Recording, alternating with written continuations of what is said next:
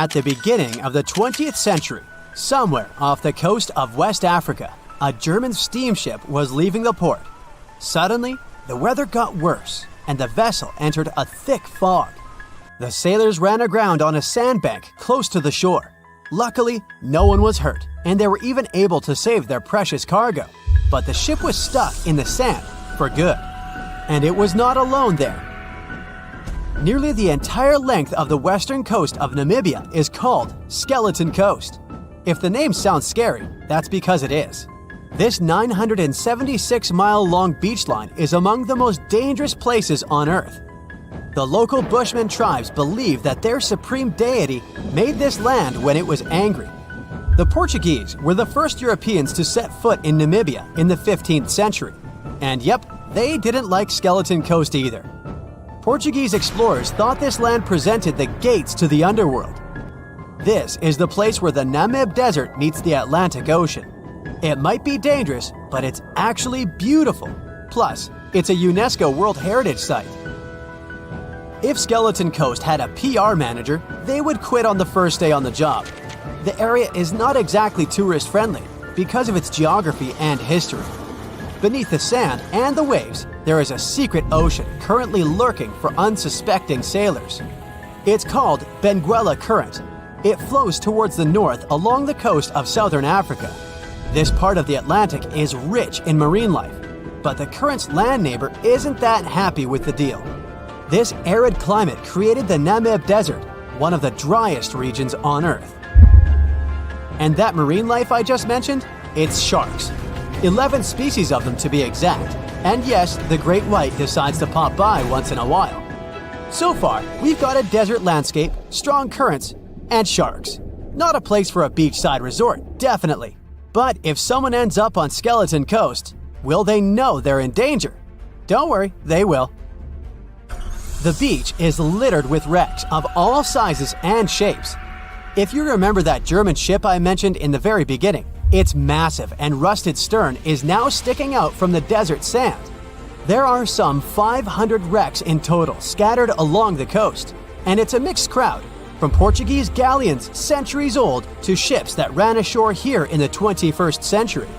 A modern fishing ship called Zela India managed to slip from its tow rope in 2008 and ended up on Skeleton Coast. Okay, it didn't escape on its own, it had some help from the elements. But it's better to be a tourist attraction on a beach than to be broken up for scrap. That's where the trawler was originally going, poor thing. Skeleton Coast's most famous inhabitant, to call it such a place, is the wreck of the Dunedin Star. The British cargo liner ran aground here in 1942. The massive rescue operation that followed reveals why it's so dangerous for sailors to end up here. The rescuers managed to save all of the crew and passengers, but at a heavy price. An aircraft and a tugboat were lost in the process. It took the last of the rescuers a full 2 months to return home to Cape Town. Why, you might wonder? One look at the map of the region reveals the reason. It's an endless sea of yellow, which is the sand. There are so few roads here, so Skeleton Coast is hard to reach by land. There are also legal obstacles. You need a special permit to drive into the area. But the skeletons in the name of the area don't only refer to ships, they also stand for animal bones. Most of these belong to whales and seals. Many animals have adapted to the area, so lions and hyenas roam the coastline in search of a meal. Yeah, now there are hungry lions as well, as if those sharks weren't enough. Other animals with a temporary residence on Skeleton Coast include elephants, cheetahs, leopards, and giraffes. In 1971, the Namibian authorities established a national park here, but except for surfers, after an adrenaline rush, they don't get many visitors. You can understand why. The Namib Desert is the oldest desert in the world, and it's not very tourist-friendly either. Those who travel to the region should pack sunscreen and a warm winter jacket. A weird combo, right? Well, not so much when you think that during the day, temperatures soar over 110 degrees Fahrenheit. At night, the air temperature drops below freezing. What a climate roller coaster! And that's not the final danger. Yep, there's more. Remember how that German ship got lost in thick fog? Yeah, it wasn't a one-off event. Because of the region's climate, fog shows up frequently. Sailors should cover their ears now, but this fog is actually good for wildlife. This is their only source of water in the Namib Desert. Reptiles and mammals have adapted to the harsh climate. They use as little water as possible. Shifting sands, thick fog, strong currents, lions, and sharks. Not the stuff you would put in a tourist booklet, but Skeleton Coast isn't the only beach on Earth you wouldn't want to spend your vacation on. I will take you to Cape Tribulation in Australia. The area covers some 48 square miles in the northwestern part of the continent. And no, the area is not as dry as Skeleton Coast. It's part of the Daintree rainforest. You could say that here, it is the rainforest, not the desert that meets the ocean. The beach at Cape Tribulation is straight from a postcard. But looks can be deceiving. Australia? Probably sharks. No, crocodiles are out here to get you if you decide to go for a dip in the sea. There are saltwater crocodiles that the locals call salties. Well, that's a cute nickname for such a dangerous reptile. And it's not just that. The wildlife seems to have a beef with visitors. From October to June, the waters around Cape Tribulation are full of box jellyfish. Their venom affects the human cardiovascular system. When touched by a jellyfish out at sea, swimmers won't have enough time to reach land for help. Vinegar helps neutralize the sting, so you might want to keep a spare bottle in your luggage. Crocodiles and jellyfish sound dangerous, but there's one more animal you should look after. It's the wild boar. It might sound funny, but you won't laugh when you're being chased by one of these across the beach. 21 million wild boars live in Australia. They're mostly active at night, making it even more dangerous if they charge at you. The best defense is running in circles. Wild boars can't cut corners well. That's probably why we don't see many of them taking up careers as race drivers. Cape Tribulation has one last danger installed for you, and it's not an animal. Out here, even the trees are plotting against visitors. The stinging tree got its name for a reason. If you try to pick one of its beautiful red berries, it'll fight back. Its prickles are like tiny glass shards. The less than pleasant effect on your skin will last for a month. Then there is this wait-a-while bush. Who keeps naming them like this? This long vine has spikes that grab hold and just don't let go. They are so strong they can pull a human off a horse. You'll have to wait for someone to come by and save you from this thorny grabber. If you are about to cross this Australian beach from the vacation list, hold on for a second. Tourism is booming here. The local authorities have restricted access to all of the danger zones. Visitors go swimming in dreamy water holes that are surrounded by lush vegetation. There are even ropes to swing from. Now, that's a beach you can finally relax on. There's a ship drifting somewhere in the ocean without a crew. The last time someone saw it was over 50 years ago. Its story reminds of that of the Flying Dutchman, a ship that's bound to sail forever and bring disaster to whoever sees it at sea. At least the legend says so. Unlike the Flying Dutchman, the SS Bay Chimo was definitely real and built for a German company in Hamburg and began as an ordinary cargo ship. It was trading supplies between Hamburg and Sweden in the Baltic Sea starting from 1914. It had a strong steam engine and a hull made of steel. A few years later, it became British property. Then, in the 1920s, a Canadian company purchased it for around $18,000, a huge amount of money back then. The new owner, the Hudson's Bay Company, was actively using the ship for several years. They would often send it on voyages from its home port in Scotland to Siberia, Alaska, the Yukon, and the Northwest Territories. It also passed through the Panama Canal and even the Suez Canal, with fur pelts for sale on board. Sometimes it would also transport passengers. It had completed 9 successful voyages before this strip of good luck came to an end. Starting from the 1930s, SS Bay Chimo would have trouble with ice and storms. When it first got trapped in ice in October of 1931, some of the crew managed to escape to Alaska. 15 of 22 sailors decided to stay with their vessel and try to save it. They had furs and other valuable cargo worth around $58,000 aboard. The company sent them supplies to survive the winter. They set camp near the ship out of the hatches, tarpaulins, and other materials, and offloaded the cargo. At the end of November, a blizzard rushed through the area, and it seemed like it had taken the ship with it. The ice platform had survived, but the ship broke free. Some of the crew members were sure it had sunk. But soon after, they heard from one of the locals who had spotted their ship around 45 miles away from their camp. The crew moved on with their lives, and the ship started its journey as a runaway vessel. People would spot SS Bechimo once a year or so, all the way until 1965. It was mostly spotted off the coast of Alaska. A man going to Nome with his sled dog, along with prospectors, explorers, and treasure hunters, all claimed to have seen SS Bechimo. Someone tried to board it and take it to port, but ended up stranded on it for days because of horrible weather. Others got luckier and managed to take a whaleboat, some furniture, and other valuables from the vessel. Those who got close to the ship saw that it was damaged and missing the propeller. Still, it stayed afloat without a crew for at least 38 years and became the longest sailing ghost ship in history. In 2006, the Alaskan authorities started a project to solve the mystery of this ghost ship of the Arctic and finally find SS Bechimo, either still above or below the water. So far, the project has not been a success. SS Bechimo remains one of the estimated 4,000 ships that have disappeared off Alaskan shores. If the legend of the 17th century isn't lying, this ghost ship could be sailing somewhere along the Flying Dutchman.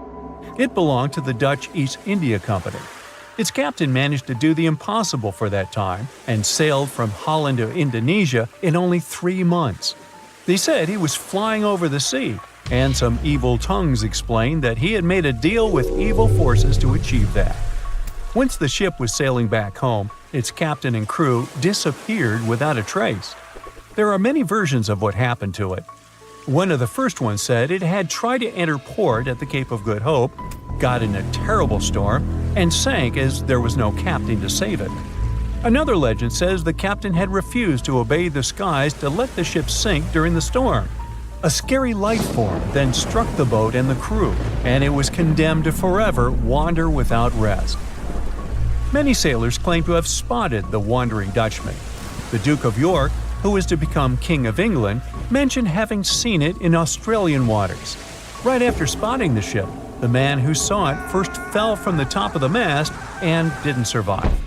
There were more encounters with this legendary ship up to the middle of the 20th century. Ships would nearly collide with it as the Flying Dutchman jumped out of the blue. Scientists have a more logical explanation for this mystery: Fata Morgana, not to be confused with Hakuna Matata. Now, when you're out at sea on a hot day and the air is all wavy, it feels like when you look at the road on a scorching summer day. That's because of something called atmospheric refraction. When light passes through different layers of air with different temperatures and densities, it bends and twists. Sometimes, under certain conditions, this bending of light can create really bizarre optical illusions over the ocean, like sightings of the Flying Dutchman. The Fata Morgana phenomenon can make distant objects appear distorted, stretched, or even lifted above the horizon. So you can see a ship far away, but because of the way the light is bending, it will look like it's floating above the water or even disappearing and reappearing. A Fata Morgana is most commonly seen in polar regions, especially over large sheets of ice that have a uniform low temperature. But you can see it anywhere, even in deserts and over lakes on hot days. The first stories about ghost ships go all the way back to ancient Greek and Roman mythology.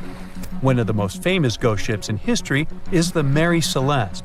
This brigantine was traveling from New York City to Genoa and was fully stocked with provisions, but missing a crew when it was discovered in the Atlantic Ocean in 1872. The crew's personal belongings were also there, completely undisturbed. The final entry in their log was made 10 days earlier. We still don't know what happened to its crew, and the ship has inspired many spooky stories and legends. The Lady Lovibond was another legendary schooner that is believed to have been wrecked off the coast of Kent in the middle of the 18th century. The story tells that the ship's captain, Simon Reed, had just got married and took his bride on board for a celebratory cruise, despite the superstition that it could bring bad luck.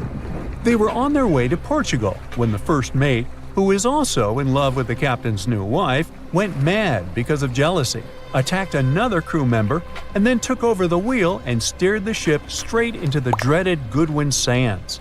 No one aboard survived, and the schooner is said to reappear as a ghost vessel every 50 years. In present times, many vessels become abandoned and turned into ghost ships intentionally. There are thousands of them floating in U.S. rivers, lakes, channels, and coastal waters. Some people lose their boats in storms and other extreme weather. Others have to abandon their boats because maintaining them can cost 10% of the boat's price. Plus, docking a vessel can add up to several $1,000s every year. Most boats have been made of fiberglass, so an owner can't just recycle them as scrap metal. So, once they want to get rid of it, they often tie it to a dock and sneak away, or leave it floating far away from the shore, or just try to sink it. When ghost ships sink in shallow waters, they can cause damage to coral reefs, mangroves, marshlands, oyster habitats, and wetlands. Plus, they can collide with unsuspecting regular ships and cause real trouble. So, don't do that. Enough said.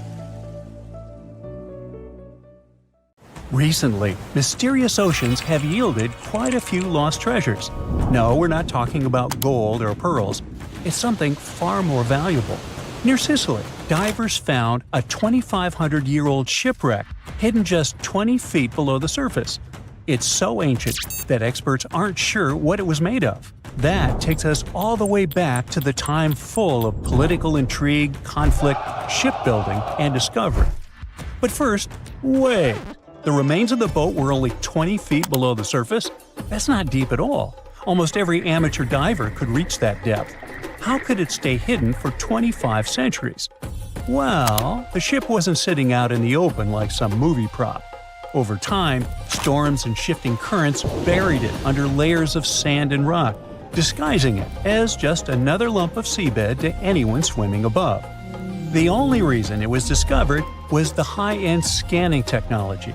Researchers basically played high-tech hide-and-seek using sonar to pick up straight lines and patterns that the sand had been hiding for centuries. The ship dates back to the 5th or 6th century BCE. Now back then, Sicily wasn't just an island known for Europe's tallest volcano, Mount Etna. It was one of the most important places in the Old World. Back then, the Mediterranean was the world's superhighway, and Sicily was the toll booth. The Greeks came in from the east, building colonies all along the coast. The Carthaginians pushed in from the west, fresh out of North Africa. Cities like Syracuse became powerful, while Carthage backed its own rival towns. This led to plenty of standoffs, alliances, and even some naval battles, since controlling Sicily meant controlling trade routes. Back then, trade was everything: olive oil, wine, fancy ceramics, and metals. The Greeks and Carthaginians were competing for about 350 years. The mystery of the sunken ship only deepens. Was it a warship, a trader, or something else entirely? We don't know who built it or what the cargo was. Archaeologists aren't even sure what type of wood it was built from. That's how fragile and degraded it is. What they do know is that the hull was built using a super rare on-shell technique. Normally, ships start with the frame and then planks go on top. But not this one. The builders joined the planks edge to edge first, like a giant wooden puzzle, and added the ribs for support afterward. This method was only used for a short period in Greek shipbuilding, which makes the Sicily wreck an incredibly rare glimpse into some cool naval experimentation, which might also point to the ship's origin. But that's not the only thing. Divers also found several anchors nearby. Two of them were iron anchors shaped like upside-down T's, which probably came from the 7th century CE, more than 1,000 years after the ship had sunk. This means that there is still more to uncover. The ship isn't some random lucky find. It's part of something called the Kawakana Project. It's a long-running digging into Sicily's underwater past that's been going on since 2017. The mystery ship might be the biggest catch so far, but the team is going on expeditions every year, discovering something new and significant. However, that's not the whole story. We have 3 more recent findings worth discussing. First up, let's head west across the Mediterranean to Spain, where an almost identical story played out. Off the coast of Murcia, archaeologists pulled out something incredible, a 2,600-year-old Phoenician ship called Marzaron II. Divers actually spotted it back in the 1990s, but instead of lifting it right away, the team decided to let it stay in place. Archaeologists often prefer to leave wrecks like that if they're stable and protected. Better to have an old shelf stable than to crumble it by moving it. Well, that worked until last year, when the sand started shifting, leaving the wreck exposed to waves, current, and decay. That's when archaeologists gave up and carefully lifted it plank by plank, like uncovering a dinosaur skeleton, only to piece it back together. However, here's the important part. Unlike most similarly old wrecks that crumble into pieces, Marzaron II is remarkably well preserved from bow to stern. The Phoenicians who built it were legendary sailors and traders. Long before Rome, these folks were cruising around the Mediterranean bringing cedar wood from Lebanon. They also traded glassware, wine, olive oil, and their priciest item, purple dye. It was so expensive that only the rich could get their hands on it. They might have been the first to use the North Star for sailing, letting them cross waters that others were too scared to sail. Now, let's jump continents to Africa, off the coast of Kenya. Here, archaeologists may have uncovered a wreck tied to one of history's most famous explorers, Vasco da Gama, a Portuguese sailor who, in 1498, became the first European to reach India by sea. That single trip opened the direct spice trade route between Europe and Asia, making Portugal rich and powerful. The ship in question is believed to be the São Jorge, part of Vasco da Gama's famous final voyage. Records say it sank off the Kenyan coast during a storm, and the wreck divers found under coral reefs seems to be of the right era. If confirmed, it could be one of only 8 Portuguese ships from that time still resting in the Indian Ocean. It's like stumbling across one of the missing chapters of a book about the age of exploration. Unlike the Spanish wreck, this one hasn't been lifted out of the water. It's still lying there. Instead of hauling it up, they want to make the wreck a museum for divers. Sounds pretty awesome. That's the stuff that inspires you to pursue this hobby. If you think these finds only happen to professional archaeologists, well, you're wrong. Because the next discovery wasn't made by a team with advanced sonars and stuff. Nope, it was made by a dad and his 5-year-old daughter on a simple fishing trip in Wisconsin. What they found might be the George L. Newman, a wooden schooner that had been lost since 1871. That year, the ship ran aground in heavy smoke from the Peshtigo fire in Wisconsin, the deadliest wildfire in history. But it happened on the same day as the more famous Chicago fire, so we didn't hear about it. Anyway, for more than 150 years, everyone assumed the Newman had been lost forever. But moving sands revealed the remains right there beneath the shallow waters of Lake Michigan. It might not hold sailing secrets, but it's another time capsule, this time from American history. Anyway, to bring this story to a close, what was the oldest shipwreck ever discovered? Well, back in the 70s, some divers exploring near the Greek island of Dokos stumbled upon what turned out to be the oldest known shipwreck in the world. Unfortunately, the ship itself didn't make it. Everything made of wood, like the hull, as well as ropes, was long gone. But what remained was cargo. The seabed was scattered with hundreds of clay pots, vases, and other ceramic pieces, all from around 2700 to 2200 BCE. This era is known as the Early Hellenic period, a time when pyramids in Egypt were still under construction. Along with the ceramics, archaeologists found stone anchors and millstones. That's some of the first proof humans were trading by sea. So even though the Dokos wreck doesn't have intact planks or masts, it shows us something bigger. Humans were sailing and trading far earlier than many once believed. It's not treasure in the pirate sense, but in terms of history, it's priceless. In the end, it turns out the ocean is basically one giant storage unit for human history. Unlike what you can find underground, you know that there's a tragic story behind a ship sinking. These wrecks could tell us how people lived, traded, and traveled. And the best part? With today's underwater robots and scanning gear, we can explore the ocean in ways divers alone never could. There could be fleets of forgotten ships down there, each with a different tale about the civilization it came from. On a fine summer night of August 30, 1892, a shipping magnate took his family for a cruise on Lake Superior.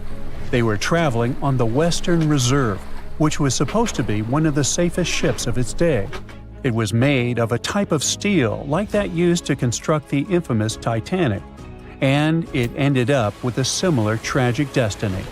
The ship broke in two and was found only 132 years later, in 2024.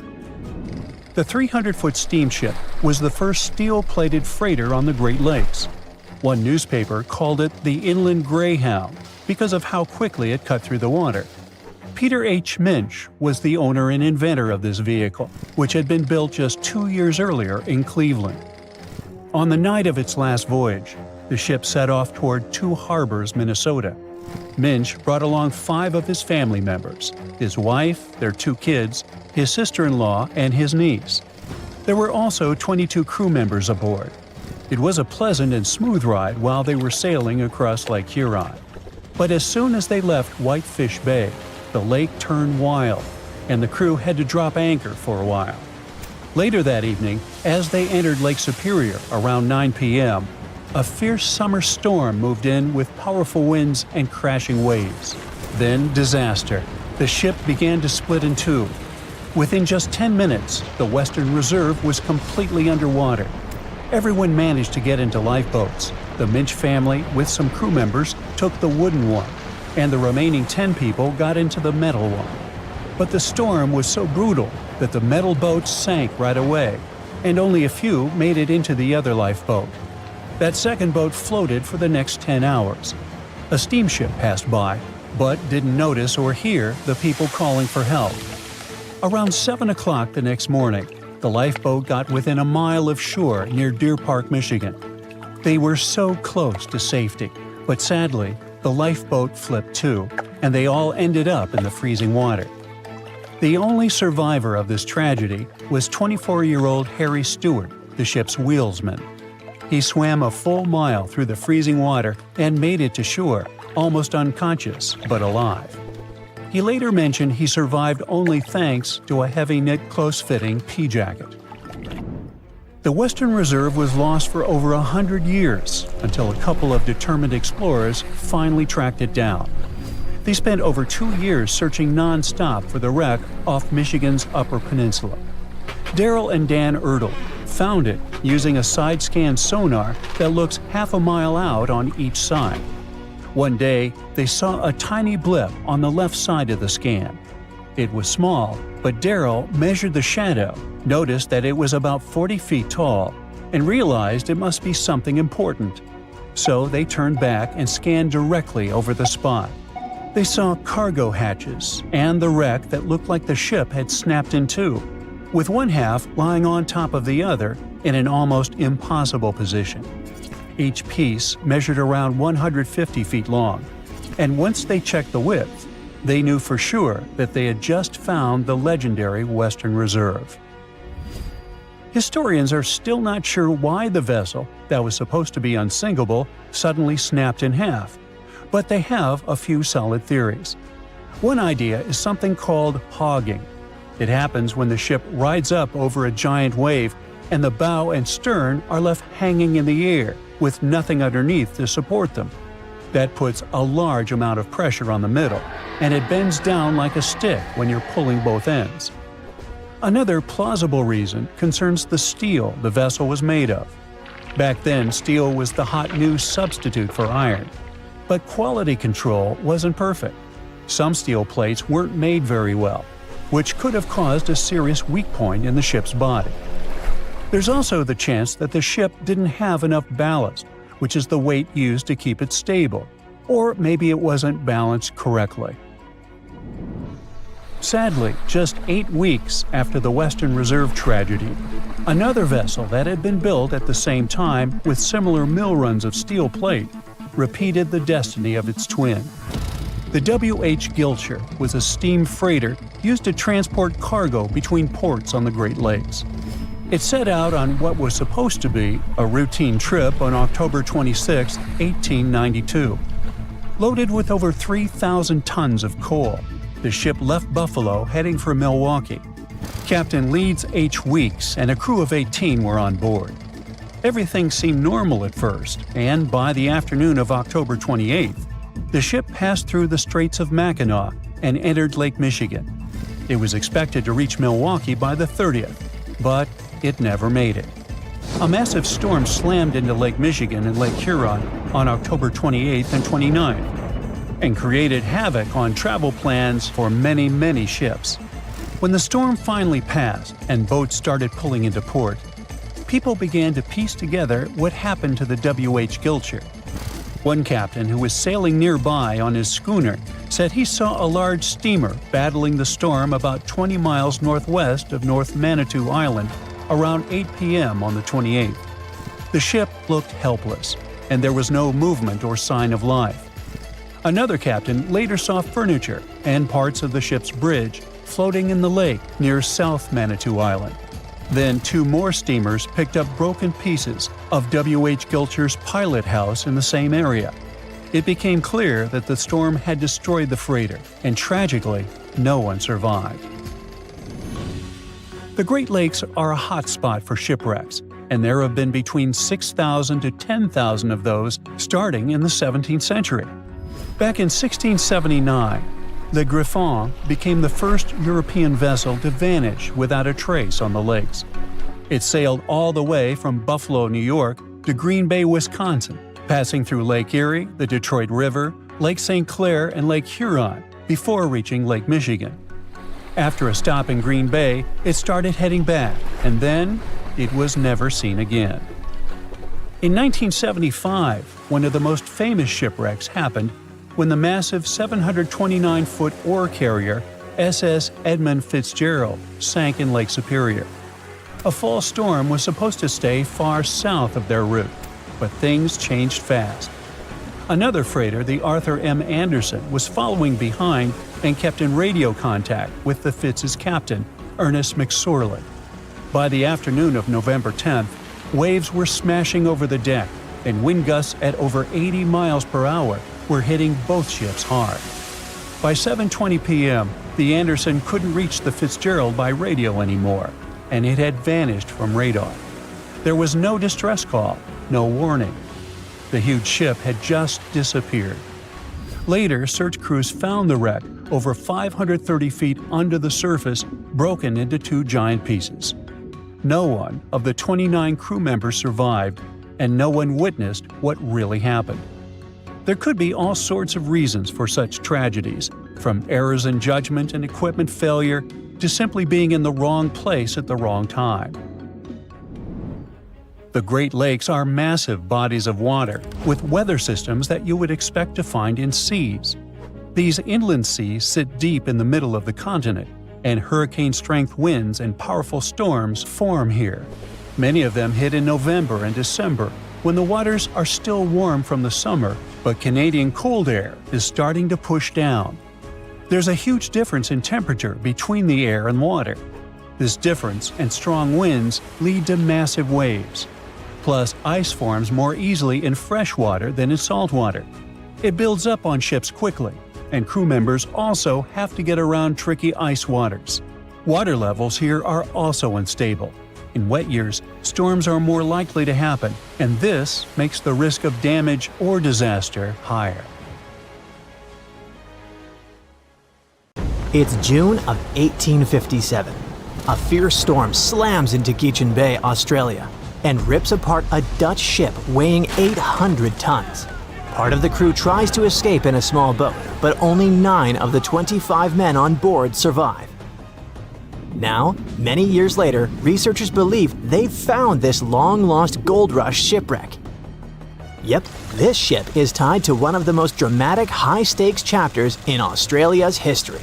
We're talking about the shipwreck of Koning Willem de Tweede, a vessel built back in 1840. This historic ship discovery is a big deal since it's now considered a real treasure in the world of underwater archaeology in Australia. Let me tell you why.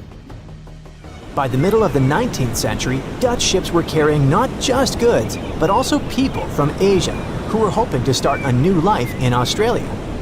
And they were all chasing one thing: gold. Yep, the precious metal was discovered in Australia in 1851. Well, officially at least. It was actually found a few years earlier, but let's just say the authorities decided to keep that little detail away from the newspapers. Anyway, the big public discovery happened in 1851 when an Australian gold prospector named Edward Hammond Hargreaves led an expedition in the New South Wales region, and he chose to tell everyone about his find. And just like that, the gold rush began. News spreads fast, so people start arriving from everywhere: Britain, Ireland, Germany, the Netherlands, and also from China. It's estimated by that time around 20,000 Chinese had made their way to the gold fields in Victoria. By 1861, about 3% of the Australian population had been born in the Asian country. Most of them came from the southern region of Guangdong, which was going through a really tough time back then. They'd been through it all: foreign invasions, massive floods, serious food shortages, you name it. Many people had lost everything. Their money was gone, their homes destroyed. They couldn't even afford a bite to eat. There was no clear way out of the poverty they were stuck in. But then, word started to spread. There was a goldfield somewhere in a distant British territory. They heard stories from people all over the world going there, that it was peaceful, full of opportunity, and that the land itself had everything you could need. It sounded like a dream. Before long, they began calling it Xinjin Shan, or New Gold Mountain.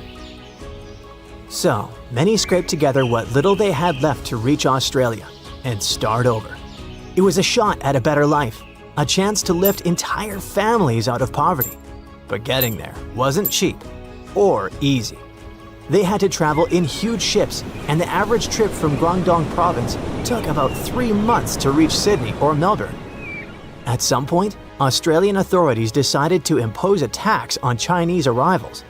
Every passenger who disembarked at Victorian ports had to pay a £10 poll tax.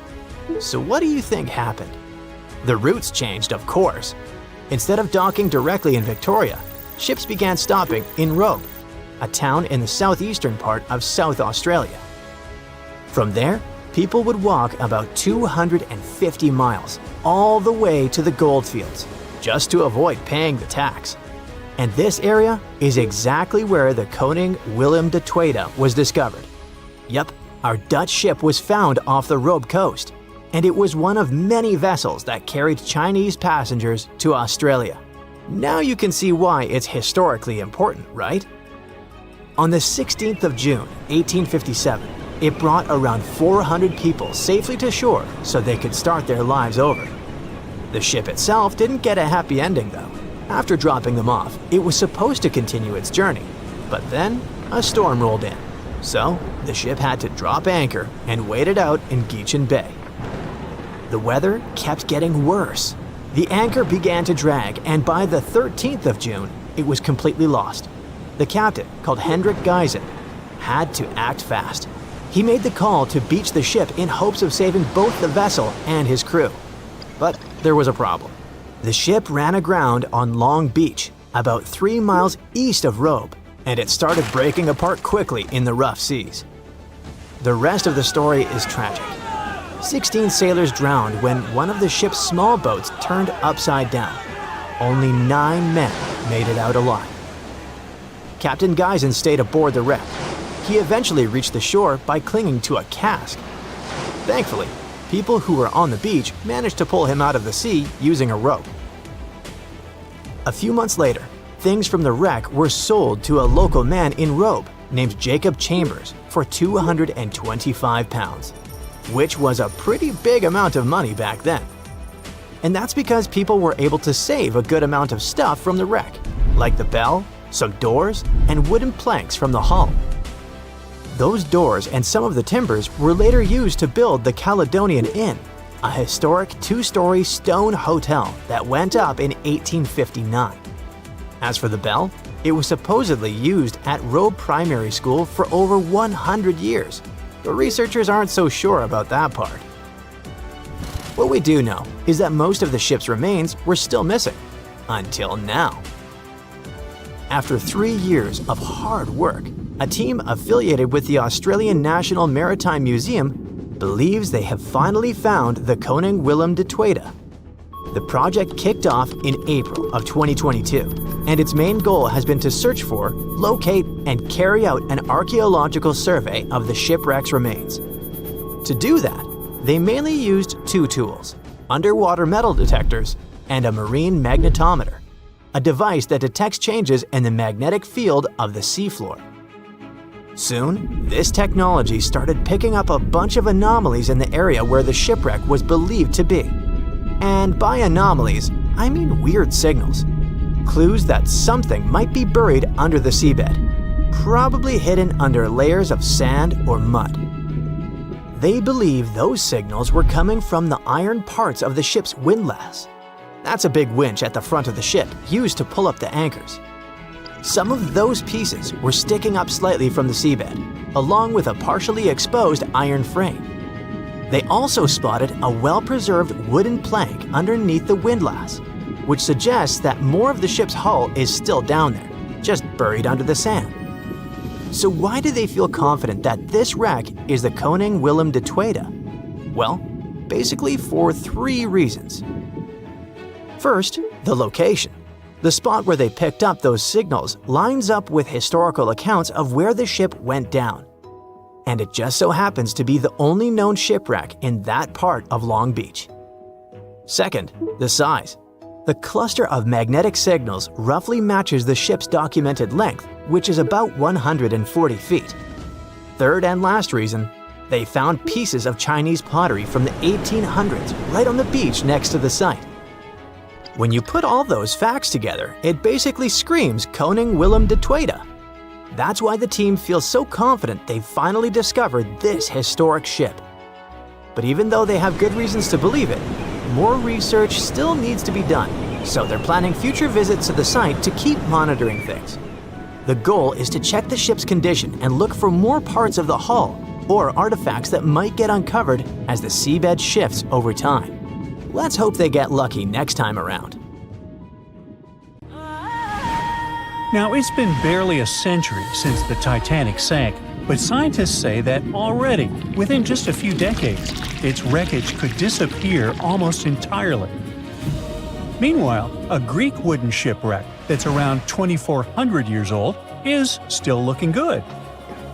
Is it because of some ancient shipbuilding magic, the materials, or something entirely different? Well, let's find out. In the red corner, the infamous Titanic really doesn't need an introduction. It was the largest ship of its time, stretching nearly 900 feet in length. Constructed using strong steel plates and held together with iron and steel rivets, it was powered by coal-fired steam engines. Inside were dining rooms, elevators, even a swimming pool. In 1912, Titanic set out from Southampton, heading for New York, with about 2,200 people on board. 4 days later, it hit an iceberg. The hull tore open, water rushed in, and the unsinkable ship went to the bottom of the North Atlantic, nearly 2.5 miles down. When explorers finally found it in 1985, it looked surprisingly complete, with 2 large pieces mostly intact. But time, pressure, and salt water have been eating away at it ever since. Parts like railings have fallen apart, decks have sunk, and entire sections are starting to break down. At this rate, experts believe that by around 2037, most of what's left could be gone. Meanwhile, in the blue corner is the Greek Challenger. In 2018, researchers exploring the Black Sea made a very different kind of discovery. About 6,600 feet below the surface, they found a Greek merchant ship that sank around 400 BCE. Now, it's only about 75 feet long, but it's still clearly recognizable as a ship. The mast and rudder are visible.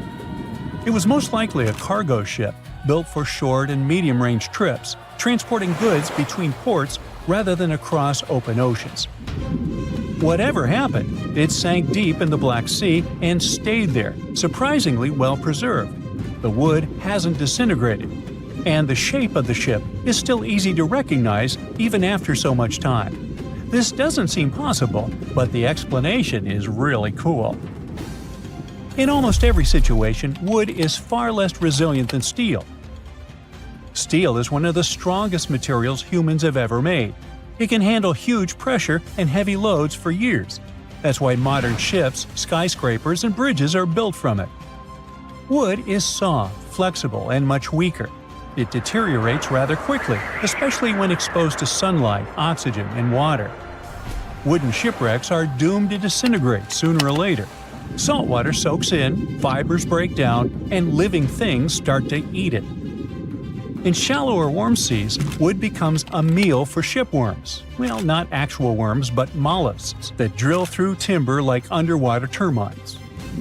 They feed on wooden ships, and in just a couple of decades, poof, gone. So, by all logic, the Titanic, made of solid steel, should be the one lasting longer, and the Greek ship, made of wood, should have turned to dust centuries ago. But that's only true when both are exposed to a similar environment. Titanic's remains are in the North Atlantic. It's one of the harshest environments on Earth. The wreck lies about 12,500 feet deep, where the pressure is more than 370 times greater than at the surface. Temperatures hover just above freezing, and the water is loaded with salt and dissolved oxygen. When iron and steel meet oxygen and salt water, they form iron oxide, or rust. But the Titanic's decay isn't just chemical, it's also biological.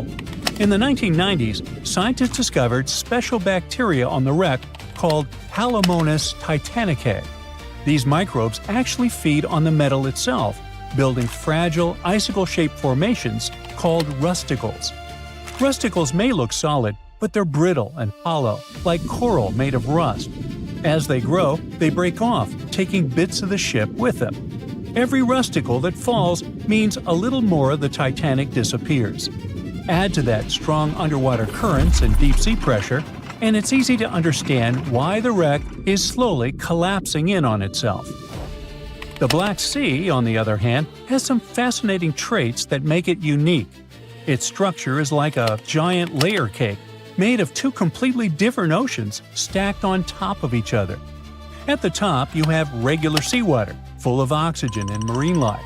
But below about 600 feet, it's quite the opposite. The deeper layer is dense, salty, and completely cut off from the surface. Scientists call this stratification, meaning the layers don't mix much, kind of like oil and vinegar after they've settled in a bottle. That happens because rivers on one side bring in a lot of fresh water, while salty water from the Mediterranean sneaks in through a narrow passage near Turkey. The fresh water floats on top because it's lighter, trapping the heavier, saltier layer underneath. Now here's the cool part. That lower layer has been sealed off for thousands of years. No oxygen reaches it, so oxygen-dependent marine life can't survive. Instead, it's filled with hydrogen sulfide, a gas produced by bacteria that live off decaying organic matter. In other words, the environment helps preserve materials by preventing typical biological decay. Without oxygen and living creatures to feed on wood or metal, whatever sinks there basically ends up frozen in time for quite a while. And it really works. Even delicate things like rope, leather, and fabric have survived at those depths. That's why archaeologists love this place. They've recorded over 60 shipwrecks – Greek, Roman, Byzantine, and Ottoman, many of them remarkably well preserved. Ancient shipbuilders were true artists. They didn't have machines or metal welding, but they knew how to make wood strong enough to survive storms and long voyages. By the 5th century BCE, Greek builders had developed ships capable of traveling on long-distance Mediterranean trade routes. Their design stayed mostly the same for centuries. You could say they were the trucks of the ancient world, just slower. Over time, humans kept improving their ships. By the Middle Ages, sailing vessels had multiple masts and complex rigging, allowing them to cross the oceans instead of just hugging the coast. Then came the Age of Exploration, massive wooden ships with cannons, global trade, and sea empires. By the 19th century, wood had reached its limits. Steam engines replaced sails, and iron and steel replaced timber. Ships got bigger, faster, and stronger. When the Titanic was built in 1912, it represented the absolute peak of shipbuilding technology. It even had electricity. Even if the Titanic hadn't sunk, it wouldn't be sailing today anyway. Maybe it'd be a floating museum.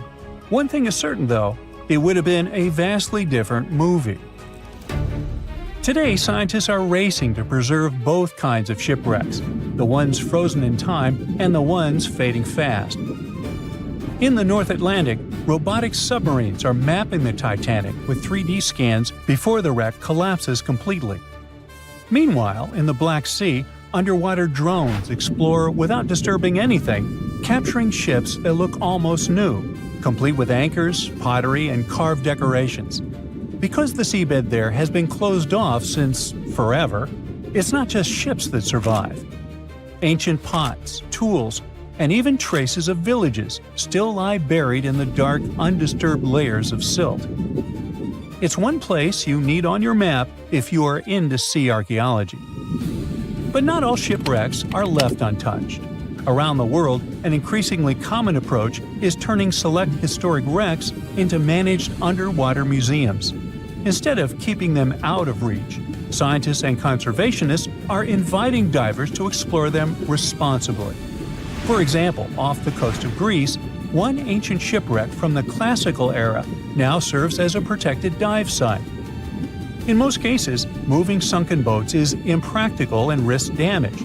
They're safer underwater until some new technology arrives. Maybe we're not that far from the future where commercially available submarines could allow everyone to see the great Titanic firsthand. That's highly unlikely, of course. But in case of a what-if scenario, we just have to hope it happens while the ship is still there. No matter what happens, don't stop! We almost got it!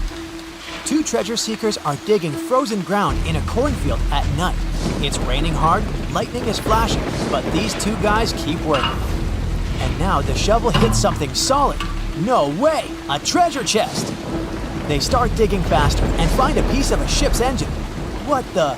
Far from the seas and lakes, somewhere under the fields of Kansas City, they found a giant sunken ship. How is this possible? Now you'll see. Some people spend their lives searching for shipwrecks with treasures underground. One of them is explorer David Hawley. He's been looking for such ships far from the seas, rivers, and oceans for many years.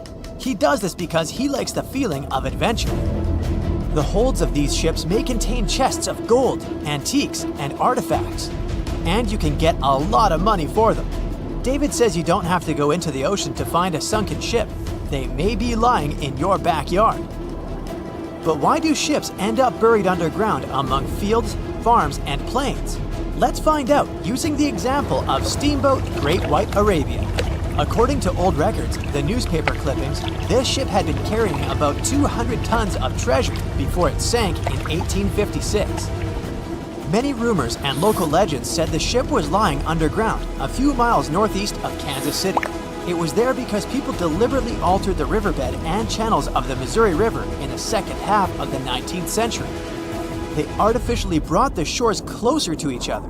They narrowed the river to increase the flow's speed, so boats could sail much faster. In the 19th century, steamboats were the most popular means of transporting passengers and goods. Before railroads, they extended the western border across the Mississippi and Missouri rivers and brought supplies to people. That's why it was so important to increase the speed of their movement. So, on September 5, 1856, Arabia was sailing along such an estuary. It came across a snag sticking out of the water. A piece of log quickly flooded the ship. Fortunately, all passengers were evacuated. But the steamer and its precious cargo reached the silt bottom of the Missouri River in a few minutes. Several years had passed. Everyone forgot about the vessel. During this time, the course of the Missouri River had changed.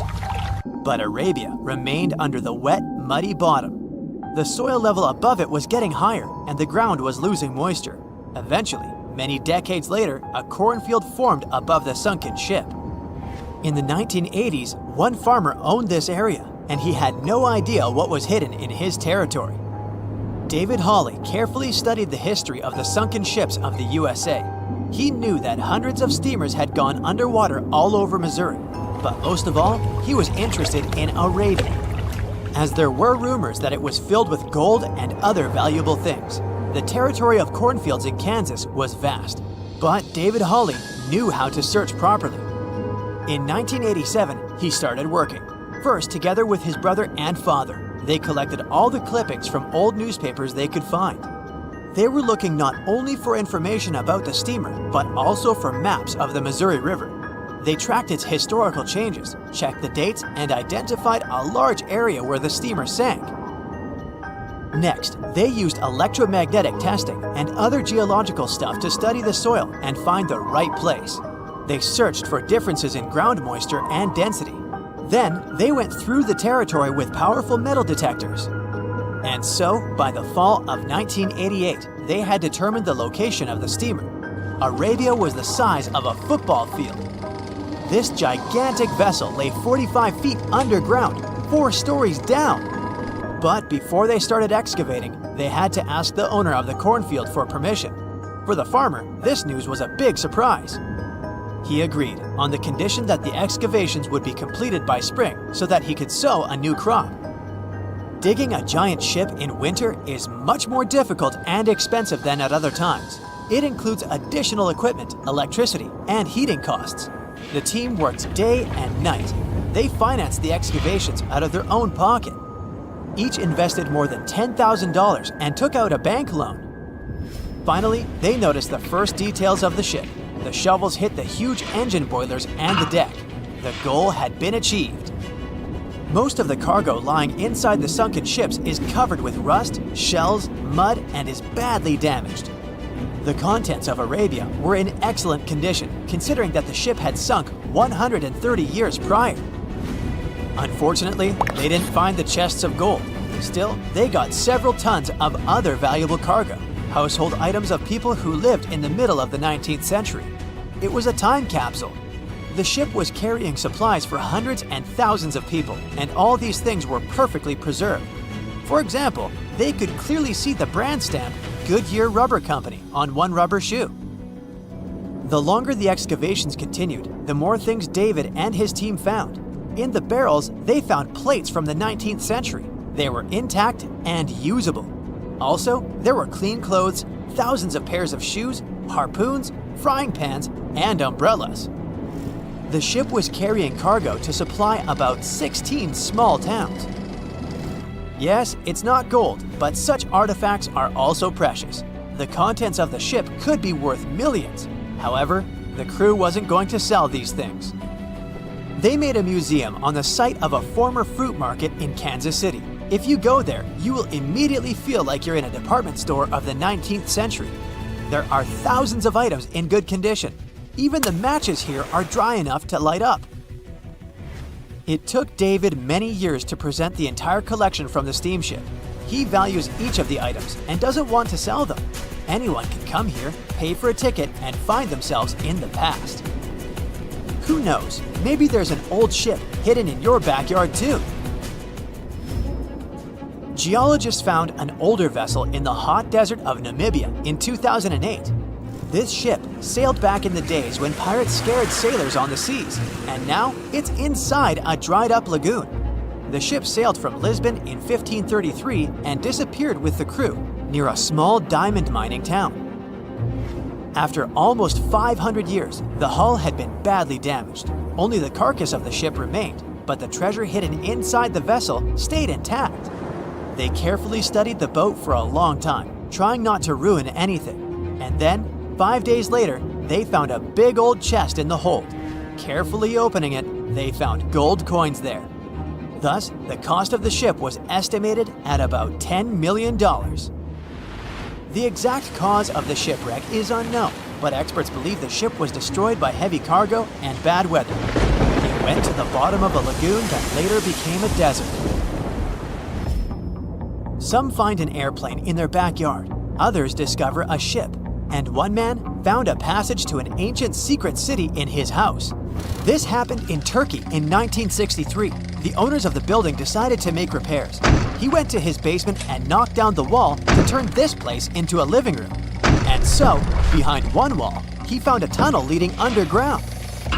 The man thought it was some kind of a secret chamber. He went down there and realized it was something much more than that. It was an ancient city 18 floors deep. People built it in the years 780 to 1180 as a refuge from weather disasters and the invasion of enemies. This place also includes many underground tunnels that stretch for several miles in different directions. People could get to the town from different points using secret passages leading to these roads. The city can accommodate about 20,000 residents, livestock, and tons of food supplies. Archaeologists have also found a chapel, schools, stables, and public kitchens there. They say nothing is ever lost, and it's true. Let's discover ships frozen in time. The first one is truly fascinating. Here, the Antikythera shipwreck. It's a Greek trading ship from the 1st century BCE. It's located on the east side of the Greek island of Antikythera and at the merging point of the Aegean and Mediterranean seas. Around 2,000 years later, in 1900, a group of Greek sponge divers discovered the wreck. They were going to Tunisia, yet they were forced to find shelter from a storm on a nearby island. Since they couldn't go anywhere due to the storm, they decided to look for sponges until the weather got calmer. One of the divers discovered the shipwreck at depths of around 130 feet. Imagine someone going for a sponge hunt, but getting out to the surface with archaeological treasures. The captain of the sponge boat talked to the Greek officials about what they had found. The officials sent 2 ships to the wreckage. The salvage operation was successful, and discoveries are now in Greece's National Archaeological Museum in Athens. The findings included 3 life-sized marble horses, jewelry, coins, and hundreds of works of art, including a 7-foot-tall Colossus statue of Hercules. Among these treasures, Antikythera ephebe, a bronze statue of a young man, caught more attention. Because the ephebe doesn't comply with any familiar iconographic model, and there are no known copies of his type, he held a spherical object in his hand. Scholars have different theories of who that person could be, but they are not in a consensus yet. More than 70 years later, Jacques-Yves Cousteau and his team went to the area and recovered hundreds more artifacts and the remains of 4 people. Interestingly, they discovered a complex set of interlocking gears, capable of predicting the movement of the sun, moon, and several planets. The mechanism can also show the times of solar and lunar eclipses years into the future. Think of this Antikythera mechanism as an early computer calendar, to plan significant events like agricultural activities, religious rituals, and Olympic Games. These artifacts found in the Antikythera wreckage are some of the most important findings in modern archaeology. Just the Antikythera mechanism itself has changed our perception of the limits of ancient technology. The mechanism has a sophisticated design and was made over 1,000 years ago.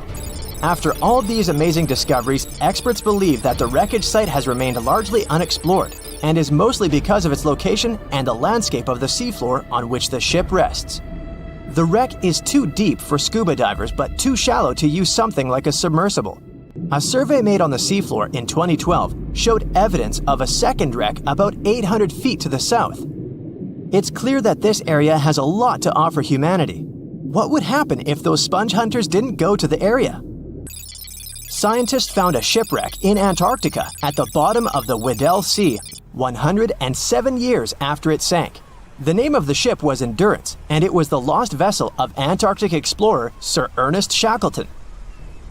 Scientists who laid eyes on it decades later say it is among the greatest undiscovered shipwrecks ever. That is why they filmed the whole discovery.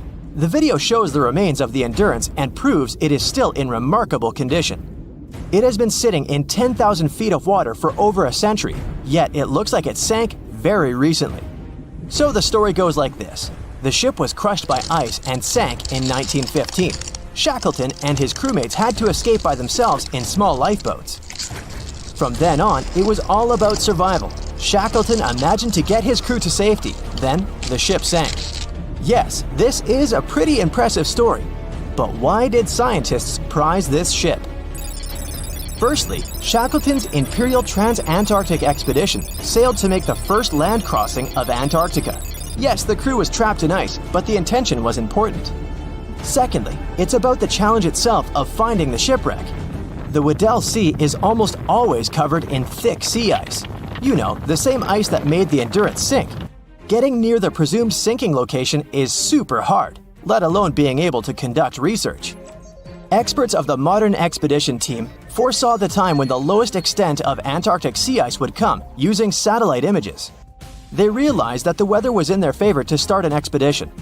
Dr. John Shears said that they have successfully completed the world's most difficult shipwreck search, fighting against constantly shifting sea ice, blizzards, and temperatures decreasing to negative 0.4 degrees Fahrenheit. Yeesh, I can't imagine the worst conditions in Antarctica if these conditions are in their favor.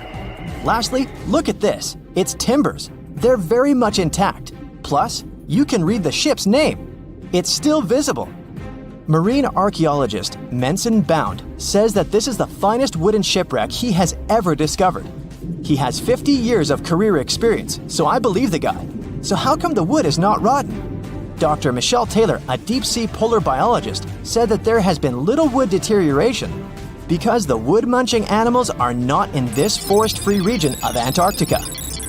Workers of a coal mine in East Serbia discovered 3 shipwrecks that had been there for at least 1,300 years. The largest shipwreck is an ancient Roman fleet. It's around 50 feet long with a flat bottom. It's estimated that the ship could carry a crew of 30 to 35 people. Looking at its hull, you can see the marks of repairs. Wow, this one had a lengthy career. You know, it gives us insight into more than 1,000 years ago. The 2 smaller vessels, on the other hand, match descriptions of boats used by Slavic groups to attack the Roman frontier. These 2 have been discovered under mud and clay in an ancient riverbed. Apparently, in those times, there was a Roman base in a place called Viminacium City. Interestingly, Viminacium was a provincial capital with an estimated 40,000 inhabitants in the 4th century CE. For comparison, it was even larger than Pompeii. The Kostelach coal mine is a center of hidden gems. Archaeologists had found evidence of ancient human and animal activity here before. For instance, in 2012, experts found bones of at least 5 woolly mammoths, which went extinct about 10,000 years ago. Canadian archaeologists found a ship 150 years after it went missing in the Canadian Arctic waters. This merchant ship is called HMS Investigator. It was purchased in 1848 to search for the explorer Sir John Franklin's ship that got lost in the Northwest Passage expedition. So, HMS Investigator left Britain in 1850 for this rescue operation. The expedition crew, captained by Robert McClure, sailed the Investigator into the water. He realized that he was in the final leg of the Northwest Passage, the sea route across North America. But before he could sail into the Beaufort Sea, the 122-ton ship itself got stuck in the thick ice. The crew spent the winter over the Prince of Wales Strait. The following summer, McClure tried again to sail to the end of the passage, but the ice blocked his way once more. Here, too, the crew was forced to leave the ship. He steered the crew into the Bay of Mercy. There, they were to remain until 1853 when the crew of the HMS Resolute rescued them. Imagine a crew of 60 people who had to spend 3 winters in the Arctic without even knowing if they would survive. Later on, the ship was found sitting upright in about 36 feet of water. It was in very good condition. Arctic water has prevented the outer deck of the vessel from deteriorating quickly. The outline of the ship and its timber can be clearly seen. Plus, archaeologists have uncovered artifacts on land left by the sailors. They had unloaded everything before abandoning the Investigator. 3 sailor graves and 1 British naval shipwreck had also been discovered in the area. I wonder what else they could find there. Wow, it's the only place where 1 minute you're learning 17 natural ways how to get rid of houseflies, and the next, you're taking an epic journey straight into a black hole. More than 10 billion with a B views in total. That's 47 billion minutes watched, or more than 70,000 years. That's all the way back to the Ice Age. No, I wasn't around then. 40,000 videos, hundreds of topics, and most importantly you, a whole 44 million of you. Our viewers. We could populate an entire country if we wanted to. We'd like to continue helping you learn and giving you useful skill improvement tips. Got a thirst for knowledge?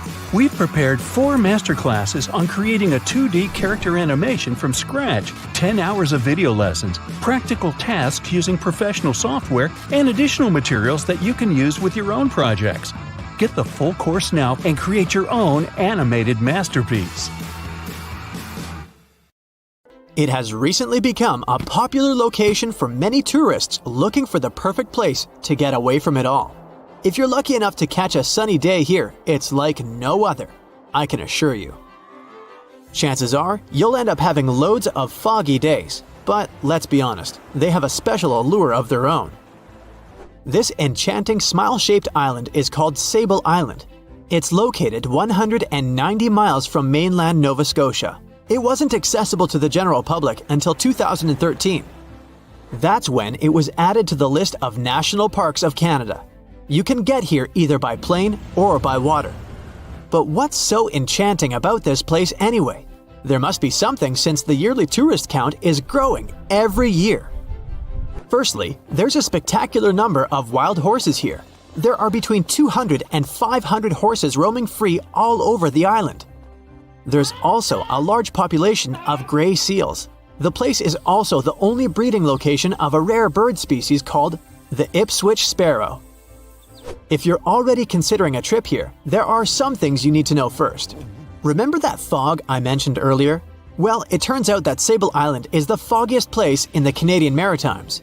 I'm talking about approximately 127 foggy days each year. During such days, Sable Island literally disappears underneath a thick layer of fog. You won't be able to explore the place on your own either. The local regulations state that visitors need to travel within a group, and they also need to keep a 197-foot distance from the wildlife they can encounter here. As charming as this place may be, it holds a dark secret hidden beneath the sandy dunes, and it has nothing to do with beautiful creatures living here or the island's unique vegetation. Apart from being known from its horses and seals, Sable Island is infamous for an overwhelming number of shipwrecks. Over the years, about 350 ships have ended their lives here, on these sandbars. When survivors described their experiences, they usually mentioned harsh weather conditions near this mysterious island. The island also made its way into literature when it was described in a book called The Perfect Storm, which was written by Sebastian Junger and published in 1997. The book was so successful that it was later adapted for the big screen in 2000, with George Clooney playing the leading role. The first recorded shipwreck near Sable Island dates back to 1583. The boat was named the HMS Delight and was under the command of British adventurer and explorer Sir Humphrey Gilbert. Only 17 people managed to survive the catastrophe by escaping in a small boat. Records mention that they spent 7 days at sea before reaching the shores of Newfoundland. In 1884, another vessel named the Nicosia struggled in the thick fog as well. The ship was completely destroyed, but fortunately, all 18 crew members managed to survive. The captain's son was almost lost at sea when a lifeboat capsized when he was climbing into it. He somehow managed to stay underneath the lifeboat, which was completely submerged. When this lifeboat righted, he eventually emerged from the water and was rescued for the second time. The years between 1947 and 1999 were relatively quiet on the island. In 1999, though, a yacht called the Merrimack ran aground near the shore of the island at about 2 a.m. on July 27th. The 40-foot fiberglass boat had a crew of only 3 people. Natural gas exploration workers, who were luckily not far away, rescued them. The crew managed to fly safely to Halifax the next day. The owner of the Merrimack tried to recover his boat by hiring local fishermen. Unfortunately, this operation was unsuccessful, since only the fittings of the yacht were eventually saved. It took no more than 6 weeks for the sand and waves to crush and completely break up the hull of the Merrimack. So what is it about this place that's so dangerous for boats? Does it have anything to do with the weather? Or maybe there's other forces at play? The explanation turns out to be a bit more complex, and it wasn't easy to figure out, at least not way back in the 1500s. First of all, the island is located close to one of the world's richest fishing grounds. Since it's also near one of the major shipping routes between Europe and North America, hundreds of vessels sail past it each year. The likelihood of shipwreck increases when there are so many boats roaming around the area. Sable Island is also in the way of most of the storms that move up the Atlantic coast of North America. It's no surprise that boats often get hurtled straight onto the shores of this island. The weather has a lot to do with it too. During the summer season, the warm air from the Gulf Stream creates a dense fog as it merges with the cool air by the Labrador Current that passes by the island. Other currents don't help the matter. Sable Island is next to the meeting point of 3 major ocean currents: the Gulf Stream, the Labrador Current, and the Belle Isle Current. Since the 1950s, radars and other modern navigation tools have been used on commercial vessels as well. Up until then, the sextant was the main instrument used to figure out a ship's location. It doesn't mean that sextants weren't accurate, but this instrument couldn't work properly without a clear view of the sun or stars, which means it didn't help much in dense fog, such as the one surrounding Sable Island, or when it was cloudy. Often during bad weather, the captain of a ship navigated, relying on their experiences and intuition based on the ship's speed and direction. That's why most of the survivors in shipwrecks near Sable Island said that the captain had simply miscalculated the ship's position, crashing into Sable Island by accident. This dusty, sandy land is as unfriendly to ships as it is to trees. There's reportedly a single tree on the whole island, and it looks a lot more like a bush. It's actually a pine tree. And since the famous island horses don't see it as much of a food source, it somehow managed to survive. Reports say that the tree was planted back in the 1950s. Local authorities were trying to grow a forest on the island to make it a bit more welcoming. They've planted tens of thousands of trees over the years, more than 69,000 evergreens, 600 fruit trees, and about 55 pounds of pine seeds, along with other plants which could survive the conditions on the island. But they were no match for the extreme weather and sandy soil. Out of all those plants, just one pine tree is still alive. Thanks to its resistance, it has even become a symbol of Sable Island. Interestingly, for around 40 years, the island also had just one inhabitant. Can you imagine that? One person living on a remote island for so many decades? It's the story of a woman called Zoe Lucas. She chose to surround herself with the only residents on the island: the horses, the gray seals, and the many species of birds. An esteemed naturalist, she mentioned in an interview she gave back in 2017 that she was used to living on the island and that she never got lonely. To survive here, she had to put together an essentials kit. It included a notebook to take notes and a pair of binoculars to study the wildlife. You can safely assume she wasn't scared of the intimidating surroundings, since she decided to eventually call this place home. At first, Zoe wanted to set up camp on one end of the island, near some abandoned buildings. But eventually, she settled in a wooden house near a bunch of sand dunes. A Canadian institution called the Meteorological Service of Canada put together the simple construction back in the 1940s. Parks Canada operates the building these days. Zoe's work included gathering as much data on the local horse population as possible. It could help scientists better understand how they managed to adapt to the unfriendly environment. She also helped gather the debris that made it to the shore to help track pollution levels. Among all the rubbish that she collected, there was a refrigerator and a crate full of fresh peppers. Some other specialists eventually started working rotating shifts on Sable Island to offer the brave woman a little bit of company now and then. The moon shines brightly and illuminates the black water of the ocean. Thick fog descends on it in ominous silence. Then, it's suddenly broken by the creaking of wooden boards, followed by a rippling of the waves. Through the fog, you see the outline of an old, large ship. Its hull is rusty, and a strange cold is coming from it. But the most unsettling thing is that there's no one on the deck. The ship sails without a crew. No, this isn't a mythical Flying Dutchman, but a very real ghost ship. September 2nd, 2019. The British Royal Navy's ice patrol ship, called the HMS Protector, sails through the calm waters of the Atlantic Ocean. The time is 11 p.m. Some of the ship's crew are on deck, while others are sleeping in their cabins. The captain steers the ship and looks straight at the horizon. The sky is lit up by an orange twilight, and clouds float in the distance. Suddenly, against this beautiful landscape, one of the sailors notices the black silhouette of an unknown ship. The captain slows down and steers the ship a little closer to the mysterious vessel. This is an old cargo ship, 250 feet long. Attempts to contact the crew members lead to nothing. It seems the unknown boat is floating in the ocean by itself. There's no one on board, at least, no one alive. The deck of the ship creaks from rocking on the waves. The sun sinks below the horizon, and it gets dark. The ship looks terrifying. British sailors don't dare to climb on that strange deck. They take a photo, post it on the internet, and sail away. Many people on the internet will assume the sailors met a real ghost ship.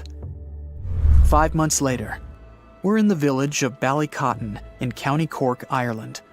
A local leaves the house early in the morning to go for a daily run. Music in his headphones, fresh cool air, and a scenic route are ideal conditions for a good workout. The jogger runs along the road on the coast of the Celtic Sea. There was a strong storm last night, and now the sea looks calm. The man runs along the top of a low cliff and notices a huge vessel. An old rusty cargo ship 250 feet long lies on the beach, right among the rocks. No people on board. It seems the ship has been here for ages, but the local is sure this vessel wasn't here yesterday.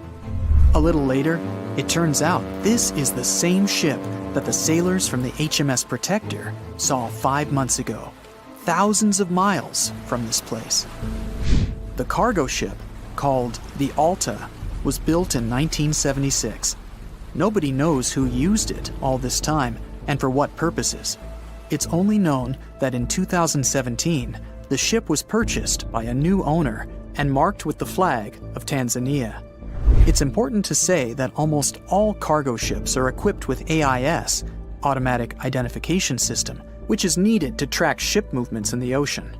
Since 2015, something strange started happening with the Alta's AIS. The ship disappeared from the satellites, then reappeared again. Over the past few years, this ship had changed several names and flags. It's not surprising that its AIS shut off and turned on numerous times. It's said that some of those who disable AIS on their ships do so to hide outlaw activities. The ship's captain, whoever it was, clearly didn't want to show the Alta's movements. As AIS showed in 2017, the ship had sailed near Greek port cities. The Alta made 12 stops in 3 such cities in different parts of Greece. Then, the AIS signal disappeared, and 10 months later, the Alta reappeared near the northern coast of Africa, 1,200 miles from Greece. In September of 2018, the ship was sailing about 1,400 miles southeast of Bermuda, and at that time, the crew members started having problems. There were 10 people on board the Alta. On September 19th, the ship's engine failed right in the middle of the Atlantic Ocean. The nearest shore was very far away. The ship began to drift. As days passed, the crew couldn't fix the vessel. Food supplies were running low. The crew started to panic and tried to contact someone. The situation got worse as a strong hurricane was approaching the place where the ship broke down. Crew members contacted the U.S. Coast Guard. On October 2nd, a helicopter headed towards the ship. Food and water were unloaded on the Alta. This was enough for the crew to bide their time for several days. About a week later, a rescue boat sailed about 1,500 miles to reach the Alta and help the stranded sailors. Shortly before the start of the hurricane, American rescuers succeeded. The entire crew of the wrecked ship was taken to Puerto Rico. The Alta remained drifting in the ocean. After a while, another ship arrived to tow it to the coast of Guyana. Then, something went wrong again. The ship was hijacked. Who did it and why remains a mystery to this day. But then, for some unknown reason, the thieves decided to abandon the ship and left it to drift in the ocean. For almost a year, the ship's location couldn't be tracked. Then, in September 2019, the vessel was found by the British Royal Navy. How the Alta was able to cover the distance across the Atlantic and wash up on the coast of Ireland is unknown. An investigation has been launched in Ireland. It's necessary to identify the owner of the vessel and find a responsible person to take on the task of towing it. But no one has since been found. Once, an unknown person called the Irish authorities and introduced themselves as the owner of the ship, but didn't provide any evidence. Several barrels of oil were found on board the Alta. To dismantle the ship, the Irish authorities will need to spend about 10 million euros. Local residents are annoyed by the wreck too. Corroding metal is bad for the environment, and kids have already snuck on board and posted a video on the internet from inside the abandoned ship. The further fate of the Alta remains unresolved. It's still lying there. That ship sailed in the ocean for just 2 years. Now imagine if some other managed to drift for 38. In all that time, no one could catch this ship, and people still seek it. That vessel is called the SS Bechimo. It was a merchant ship owned by a Canadian trading company. In 1931, the ship got stuck in ice off the coast of Alaska. A strong snowstorm began. The team waited a week for it to end, but the storm only intensified. One day, the weather improved a bit, and part of the team was evacuated to the nearest city. Another part of the crew, with the captain, set up camp near the ship. The storm started again and didn't stop for a long time. The blizzard was so heavy that the ship's captain couldn't see beyond his arm's reach. Finally, when the storm was over, the captain saw that the ship simply vanished. He decided the Bechimo sank during the storm. A week later, the ship was found, drifting near the place where it was lost. The hull of the ship was damaged so badly that it was unsafe to sail on it. The captain decided to abandon the ship. However, it didn't sink. For the next 38 years, it was drifting at various points along the Alaskan coast. Several times, people climbed on the ship, including native Alaskan residents and a group of researchers.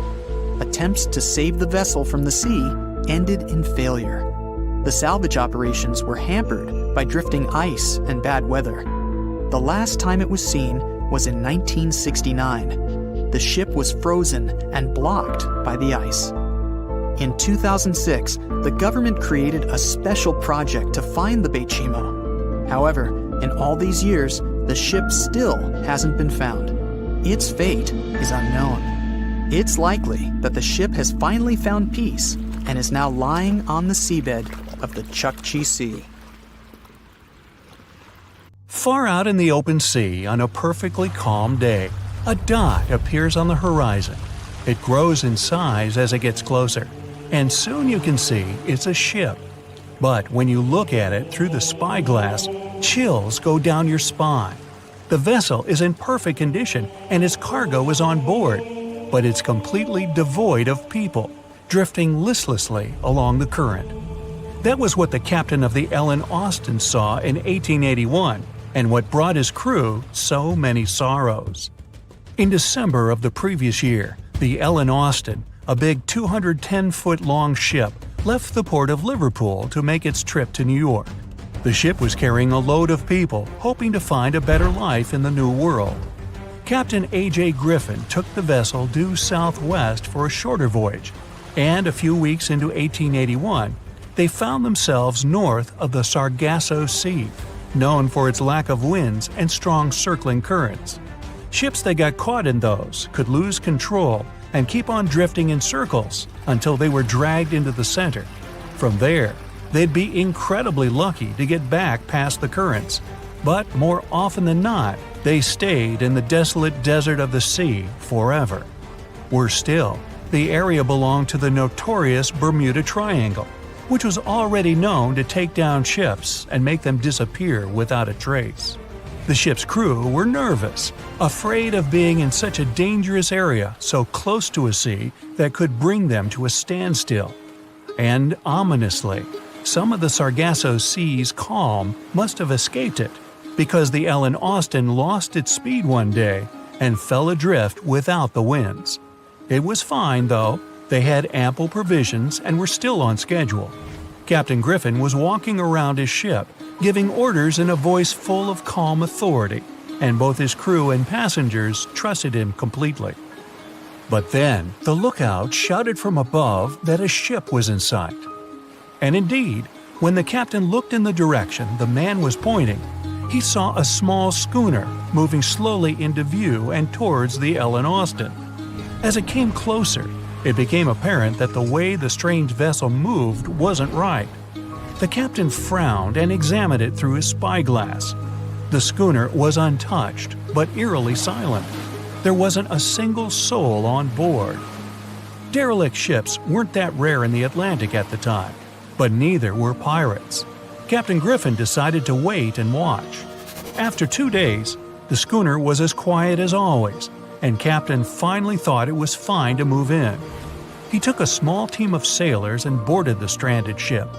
There was nobody there indeed, but luck seemed to be on Griffin's side. The precious cargo of mahogany wood was still in the holds. The captain returned to the Ellen Austin and ordered his select men to take the smaller ship along to New York. The crew's spirits arose with the prospect of riches awaiting them upon arrival. When the winds blew strong again, the Ellen Austin continued its voyage, with the unnamed vessel tagging along. But after a couple of days, the ships were caught in a powerful storm and got separated. The wind, rain, and waves beat them for several days in a row. When the weather finally cleared, Captain Griffin ordered to find the schooner. They searched for another day until they finally found it adrift, way off the course. Griffin hailed his men on board the smaller ship, but no one answered. A party of sailors went to investigate and returned with their faces white with fear. The whole prize crew went missing in the storm. The captain wasn't one to lose such a valuable find, though, and ordered another team to take control of the schooner. Reluctantly, the sailors obeyed, and the two ships continued their voyage. They agreed to stay as close as possible to one another and ring their bells at set intervals at night to let each other know they were fine. Several nights went all right, with bells ringing reassuringly every hour. But one day, a thick blanket of fog fell on the sea and almost completely blocked their vision. The ships went on regardless and started sounding their bells earlier. When night came, the fog was still there, but the bells were the sound of life. Until they stopped. Captain Griffin rang the bell once, then twice. No answer. The crew lit the fires and looked out into the sea intently, but the fog hadn't lifted, and they couldn't see a thing in the swirling abyss beyond the ship's board. Nobody could sleep that night, and they waited in silence until the break of dawn. The first rays of sun made the fog slowly disperse, and the whole crew went to the edge of the deck with heavy hearts. There was still hope in them, until the last strands of the mist went away, revealing a vast, calm, and most importantly, empty ocean. The nameless schooner was gone, and so was the second team of the Ellen Austin sailors. The ship sailed the rest of the way to New York in grave silence. Once it arrived at the port, the passengers were only too happy to leave the vessel, and no one so much as turned their head as a goodbye. That was the ship's last voyage as the Ellen Austin. That same year, it was sold to a German shipping company and renamed Meta. No one ever found the derelict schooner or the sailors that went missing with it. And that would probably be the end of this mysterious and unresolved story, if it held at least a little bit of the truth. In reality, none of the enigmatic things in the narrative actually happened. The Ellen Austin did indeed leave Liverpool and headed southwest to New York, and its captain was really A.J. Griffin, taking people to the American continent. But from here, the story falls apart. First of all, the ship went way too far to the north to pass the Sargasso Sea so closely. There was simply no reason to make a detour so broad. Even though the westerly winds were strong, it was still faster to take them head-on than to go in a southerly direction. So the Ellen Austin was probably nowhere near the Sargasso Sea and the Bermuda Triangle. Secondly, the triangle itself has been proven time and again to be nothing but a work of fiction. In fact, it gained popularity in the middle of the 20th century, while nobody even thought of drawing a triangle in the Bermuda area before that. The mystery was popularized by science fiction writers and became a common myth, while no serious research proved it any more dangerous than other parts of the world's ocean. So the crew of the Ellen Austin weren't even aware of the Bermuda Triangle back then, let alone afraid of it. Thirdly, the whole story was told and retold by magazines and mystery-loving personalities with ever-changing details. It first appeared in a newspaper in 1906 and already had the date wrong. The article said the voyage took place in 1891 instead of 1881. Later, the story resurfaced in 1935 on the radio with the wrong name of the captain. It was Baker, not Griffin. The date was also off, saying the trip was taken in August 1881, when the Ellen Austin was already renamed Meta. The legend grew upon with other strange details, such as the ship's route from London to Newfoundland, which was never the case. But the final debunking came from the archives of Lloyd's of London, the marine insurance market that keeps all logs of trade and emigration ship routes. The documents there say that on February 1881, the Ellen Austin completed its cross-Atlantic voyage to New York without incident. Captain A.J. Griffin off-boarded the ship with all his crew hale and hearty and declared no loss of hands during the trip. The voyage took over 2 months because the ship had to fight strong westerly winds pushing it back towards Britain. The crew reported no strange encounters on the way, and the whole thing was as boring as could be. And even the passengers must have been smiling when they stepped on the American soil at last, unaware of the phony baloney story they were about to be a part of. The voyage started just like any other. The cargo ship SS Cotopaxi is making another journey to Havana, Cuba, to deliver coal. It's November 29, 1925. For Captain Meyer and his crew, leaving Charleston Port, South Carolina, it will be the last trip the ship ever makes. Its route ran through the Bermuda Triangle. 2 days into the trip, the Cotopaxi sent out a distress signal. It had got caught up in a strong tropical storm and turned over on its side. The wind was very strong and there was powerful lightning as well. Rain gradually filled the ship's hold. Then there was a bright white flash, and the ship disappeared without a trace. Later, its wreckage was found in the Gobi Desert, which is in a completely different part of the world.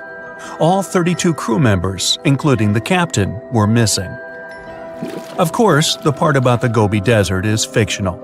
For one of his movies, Steven Spielberg came up with the idea that the ship was moved there by aliens. Still, in real life, the ship was never found, and its crew really did disappear. It was officially declared missing a month afterward, and nobody could find the wreck. It seems like a classic case of mysterious things going on in the Bermuda Triangle. But most mysteries are solved sooner or later. In 2020, the Cotopaxi was found. A man named Michael Barnett had moved to Florida to study shipwrecks off the coast. One wreck in particular really caught his attention. It was much larger than the others, and the locals called it the Bear Wreck. It was about 40 miles from St. Augustine in northern Florida, but no one had ever managed to identify the rusty hull. So Michael started to do some detective work. He measured the size of the shipwreck and started working through all the information he could find. He researched hundreds of old newspapers, leafed through insurance records, and looked at artifacts found on the wreck. After hundreds of hours of hard work, Michael was sure it was the Cotopaxi. But a few years before, there had been a rumor that the same ship had been found off the coast of Cuba. The Coast Guard found the wreck of a cargo ship about the same size that looked a lot like the one lost in 1925. Michael was sure they were wrong, so he teamed up with some science journalists and kept investigating. Soon they discovered something that seemed to confirm Michael's belief. Divers found brass valves with the letters SV on them in the wreckage of the ship. Michael suggested these initials referred to Scott Valve Manufacturing Company. The headquarters of this company was in Michigan, not far from where the Cotopaxi had been built. The company had probably supplied parts for the Cotopaxi. So the puzzle seemed to be solved. The Bear wreck was really the missing cargo ship. But Michael still needed to work out why the ship had sunk. Did something mysterious really happen to the Cotopaxi in the Bermuda Triangle? Later, Michael found the testimony of the ship's carpenter among some old papers. The carpenter claimed that the hatches covering the coal on the ship had been in a terrible condition before it sank. Repair work on the covers wasn't finished before the crew got the order to sail to Cuba. So if the hatch covers were still broken during the trip, water could have easily gotten on board. This water probably flooded the hole during the tropical storm. This was the real reason why the Cotopaxi went down. There was really nothing mysterious about it. It was just a mistake made by ordinary people. But this is just one example out of dozens, or even hundreds, where ships and planes have gone missing in the Bermuda Triangle. We still can't explain some of these incidents. It seems like there really is something weird going on there. One of these strange events happened in 1948. A passenger jet was headed for Miami from San Juan, Puerto Rico. It disappeared in the same area as the Cotopaxi. The 32 people on board vanished without a trace. The weather was clear throughout the flight, but experts think that when the plane was about 50 miles from the coast, it could have been hit by a strong wind that knocked it off course. Years later, a similar plane was found in the area of the Bermuda Triangle, but because no one could work out the registration, it was impossible to say for sure if it was the same one. Something even stranger occurred not long before, in 1945. 5 planes went missing all at the same time. Some trainee pilots were practicing their navigation skills. But when they'd finished, it seems they couldn't find their way back home and disappeared. Many people assume they just ran out of fuel. This seems likely, but still, the circumstances were really strange. The trainees were being supervised by an experienced pilot who had 2,500 hours of flight time. He would never have let a group of newbie pilots get that far away from their base. Even now, people still debate what could have happened. Some insist the pilots ran into something supernatural out there in the Bermuda Triangle. But who knows? And here's another freaky thing that happened there which no expert has been able to explain. Time travel. In 1970, Bruce Gernon was flying a plane from Andros Island to the Florida coast. When he was at 11,500 feet, a giant cloud appeared in front of him.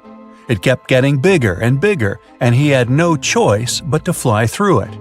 As soon as he did, the plane was surrounded by darkness. It was as if the day had turned to night in a split second.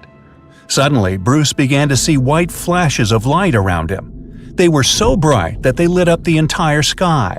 But they weren't lightning bolts, although he couldn't really explain what they were. The plane continued through the strange cloud for almost a half an hour.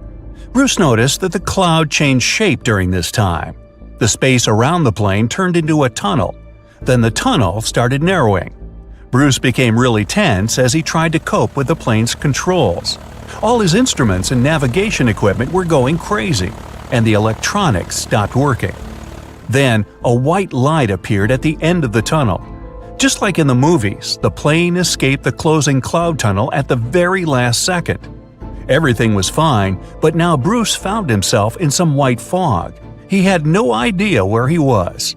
Then he managed to contact ground control. He was shocked when he learned that his plane was already in the airspace above Miami. It seemed that something impossible had happened. Bruce was meant to cover a distance of about 250 miles during the flight. This usually took 1.5 hours, but he had managed it in just 47 minutes, almost 2 times faster than normal. When Bruce landed, he went to check the amount of fuel left in the tank. It turned out he'd used up a lot less than the normal amount of fuel as well. Could there be a logical explanation for the time-traveling plane? Well, records show that a large number of sunspots were detected on the surface of the sun that day, and there was a strong solar wind. This could easily have made the electronics and devices on the plane go crazy. But what about the mysterious cloud? The Florida coast is a place where 2 large air currents meet. One has a high pressure and the other is a low pressure one. This causes a lot of storm clouds in the area. But people still debate how Bruce was able to cover the distance so quickly. Some people say that some kind of mysterious dark energy was involved. Others say it was a gravitational anomaly that curves space and time. Others think that Bruce is just a fraud. We still don't know the truth. So, is there really something supernatural about the Bermuda Triangle? Or is it all just coincidences and made-up stories? The truth is that no more planes and ships disappear in the Bermuda Triangle than anywhere else in the world. The sea, this unrelenting water beast, has been defying all attempts to tame it for centuries. Many ships driven by the wind have gone through the harshest parts of the world. Some have survived the struggle with the sea, and many have come off second best. It's the year 1834. A ship called the Pilgrim is setting a course to sail from California to Boston. The journey will venture around South America and then past Cape Horn of Chile. Richard signs up as a merchant seaman aboard the Pilgrim. This is his first voyage at sea. The crew tells Richard stories of the Drake Passage off Cape Horn, a route that's legendary for its dangers. Countless ships and sailors have disappeared in those waters. Since Cape Horn's discovery in 1526, it's quickly become known to all those that have sailed around it as the ultimate test of any mariner's skill and of any ship's strength. Those that have survived the journey call Cape Horn a sailor's nightmare.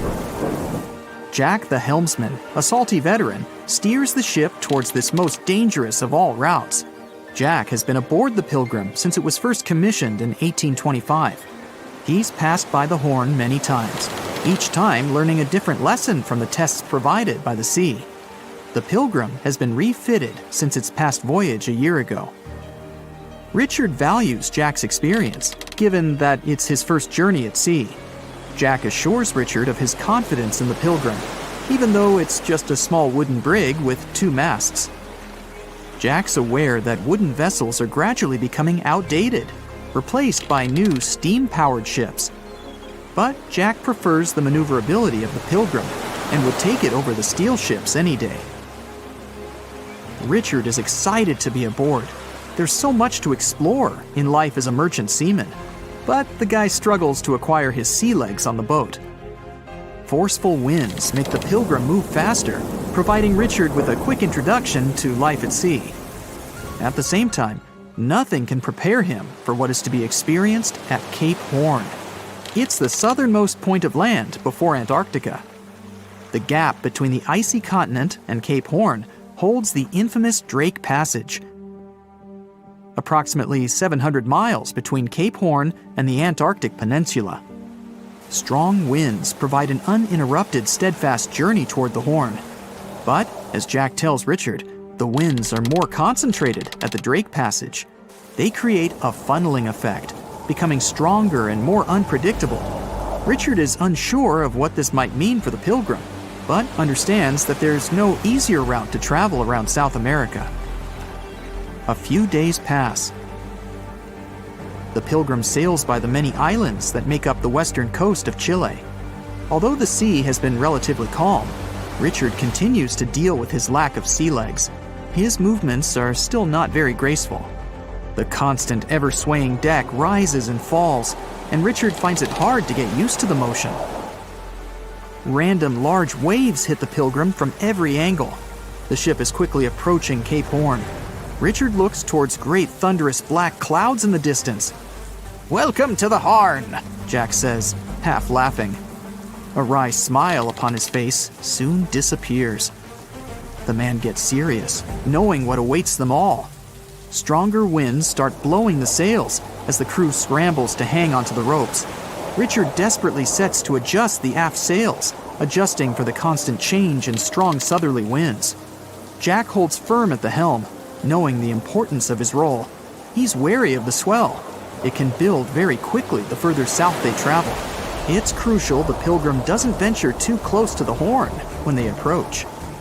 The great darkness that was in the distance is now all around them, filling the sky in every direction. Blackened clouds throw rain and hail down at the crew as they try to resist the enraged weather. Jack is directed by the captain at the helm, changing the direction of the vessel. The temperature has dropped significantly. Barely keeping the water from his eyes, he turns toward the port side bow to provide his face a brief break from the torment of the wind. Looking out into the distance, the man sees the Horn standing alone, surrounded by mist. It's a haunting sight. He steers the Pilgrim along the face of the Horn, the distance getting shorter. The waves shrink in height since the depths become shallower. But these waves are much steeper, and their angle can cause more damage to the wooden vessel. Jack's unsure how much of these waves the Pilgrim can take before the hull is breached. Richard, still posted at the aft sails, watches the water and icebergs floating by. He's unsure how large they actually are, since they're mostly hidden underwater. But he knows to alert Jack if any get too close.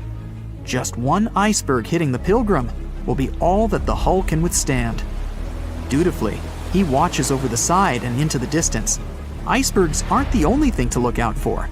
Rogue waves are common in these seas as well. The connecting Antarctic and Pacific Oceans, mixed with stormy weather, form waves together. This creates much larger rogue waves. Such waves have been known to reach up to 100 feet tall. They can destroy most vessels in their path. It'll surely be the end of the Pilgrim if it comes across a rogue wave. Strong currents adjust the route of the Pilgrim, as though the Horn is trying to lure the ship toward its rocky shallows. Slowly, they are getting pulled closer toward the Horn. Jack is fighting the current at the helm. Spinning the wheel, he strains his body as much as he can. Grunting, he plunges the wheel from the port side to starboard and back again. The captain keeps yelling directions. To a novice, they're extremely confusing. But Jack, a hardened veteran, continues to interpret the directions with ease, steering to readjust their course away from the Horn. The captain orders Richard to assess the hull below the decks. With the level of pounding the Drake Passage has provided so far, it's surely harmed the ship in some way. Richard runs to the deck as another sailor yells something at him, but the noise of the sea makes it difficult to hear. A wave hits the side, flowing onto the deck. Richard manages to hang onto the mast before he's almost swept overboard. The entire front deck seems to be underwater. Hanging on as the water rolls off the sides of the ship and waiting for it to clear, Richard watches the Horn slowly go past. Still, it beckons toward the Pilgrim, as though asking for its dues from the crew. The currents are still pulling the ship, while the storm is raging on, with no end of the struggle in sight. The storm is growing ever larger and fiercer. Richard gathers himself to head below and assess the damage. After a slow descent to the lower decks, Richard can finally look over the hull from the ship's quarters. There's no damage from what he can gather. But he's shocked by the depth of the water inside. It's now at waist depth. Cups, amongst other things, float in the water. Even inside the ship, the guy can't escape the waves. Unable to make sense of it all, he stands frozen, listening to the almighty power of Mother Nature outside. The sea roars even more wildly, waves constantly thudding against the hull. It sounds like a somber drumbeat, a slow countdown to the demise of the Pilgrim. Richard forces himself back to the terrors of the above decks, grasping onto the rails to carefully walk the slippery stairs. He leaves the disturbing creaks of the wooden decks. They're soon replaced with the strained sounds of the ropes, the yells of other sailors, and the deafening roar of the sea crashing all around him. Jack is at the helm, focused on his role, still fighting the wind and the waves, even with the addition of ice and frost. It seems that the world around him has set its heart to distract the man from his duty, but Jack pushes on determinedly. For 9 days, the Pilgrim fights the constant changes in stormy weather, facing all kinds of obstacles, but the ship manages to make it through. As they leave the storm behind, the crew sets their course north for their final destination. The sight of the sun peeking through the dark clouds is the most relieving thing Richard has ever experienced. Unfortunately, Richard lost his rations at some stage during the storm. At sea, if your rations are lost, it's your own bad luck. Luckily, Jack is kind enough to share some of his. The Megalodon was the biggest shark to ever live. Not only that, it's one of the biggest fish and the largest predator in Earth's history. They've been known to reach lengths of up to a whopping 70 feet. That's over 3 times longer than the biggest great white shark on record. The females have also been found to be around twice the size of the males. The Megalodon could swallow a small car without it even touching its teeth, if cars had been around then. Its teeth could grow to over 7 inches long. It looks like we're going to need a bigger boat, and best make it steel-plated, as this shark can easily gnaw its way through ships. The underwater terror could bite a ship clean in half, with the highest bite force ever calculated for any animal, living or extinct. The force of its ferocious bite was up to 40,000 pounds. That's around 108,000 times the strength of a human's and 10 times the force of a modern crocodile's bite. Its chomp is so strong that it makes the T-Rex's bite look about as powerful as my granny's after she's taken her dentures out. In fact, the Meg was so big and powerful that it had no natural predators. It was the uncrowned king of the seas, swimming freely from ocean to ocean. This cosmopolitan creature was found all over the world, from America to Europe and Australia to Japan, assuming there were countries back then. Meg fossils have been found on every continent except Antarctica. Everybody skips Antarctica. Science tells us that the Megalodon went extinct over 3.6 million years ago. But could they still be alive at the deepest depths of the ocean? Only around 80% of the ocean has been explored, and its deepest point, the Mariana Trench, is over 7 miles down.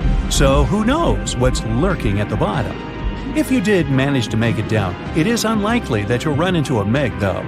The sharks, like us, preferred warmer coastal waters.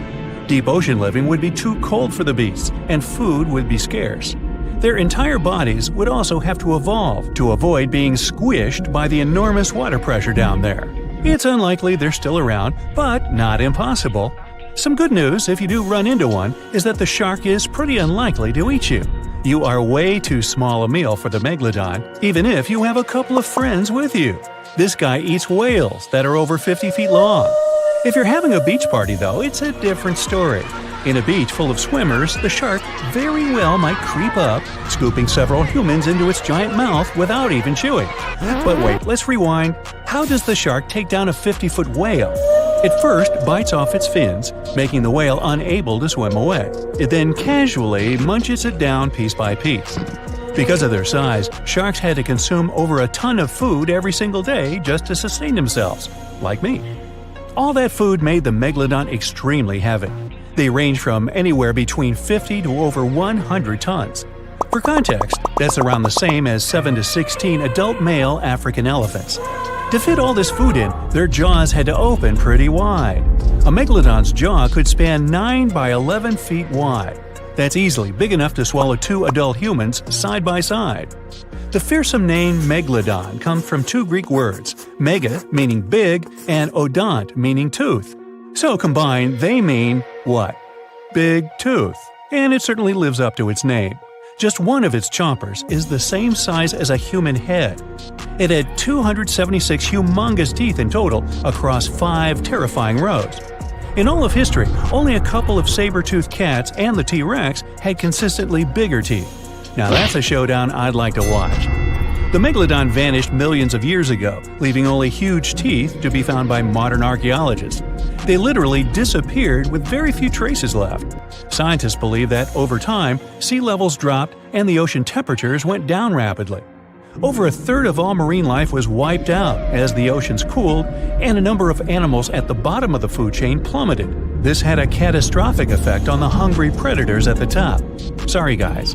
It became way too cold for these sun-loving sharks too, which made it difficult for them to reproduce since they gave birth in warm waters. The megalodon is usually described as a sort of giant great white shark, but this is just a common myth. In fact, the ancestors of today's great white existed at the same time as the Meg. But they weren't best buddies, and were even in competition with each other. The great white shark was a better hunter, using its smaller size and agility to snap up the Meg's prey quickly. They were also known to eat Meg pups, who were only half their size. This didn't help the whole extinction thing. Even infant megalodons were huge, coming in at just under 7 feet. While a great white was no match for an adult Meg in a head-to-head fight, they sure weren't scared of stealing their food. This only left the bigger fish and whales for the Meg, but its food supplies began to run out as the whales swam to the cooler new seas. The whales adapted to prefer the colder temperatures, leaving our friend the Meg behind. The megalodons either starved or were frozen into extinction by the Ice Age. Rather than a great white, the megalodon is more like a modern bull shark. It had a short snout, flat lower jaw, and huge pectoral fins to support its massive weight and size. As scary as they are, these sharks were actually caring family guys. Several megalodon nursery areas have been discovered in Florida, Maryland, and Panama. They gave birth to their young in shallow water environments. We know this from discovering loads of tiny megalodon teeth found in these areas. Gee, I wonder if they had nannies too. But how come there are so many megalodon teeth out there for us to analyze? Well, due to their messy, aggressive eating habits, sharks regularly lose their teeth. They lose a set of teeth every 1 to 2 weeks. That's 40,000 teeth in a lifetime. They must rake in a fortune from the tooth fairy. Because of this, their teeth were continuously raining down to the ocean floor.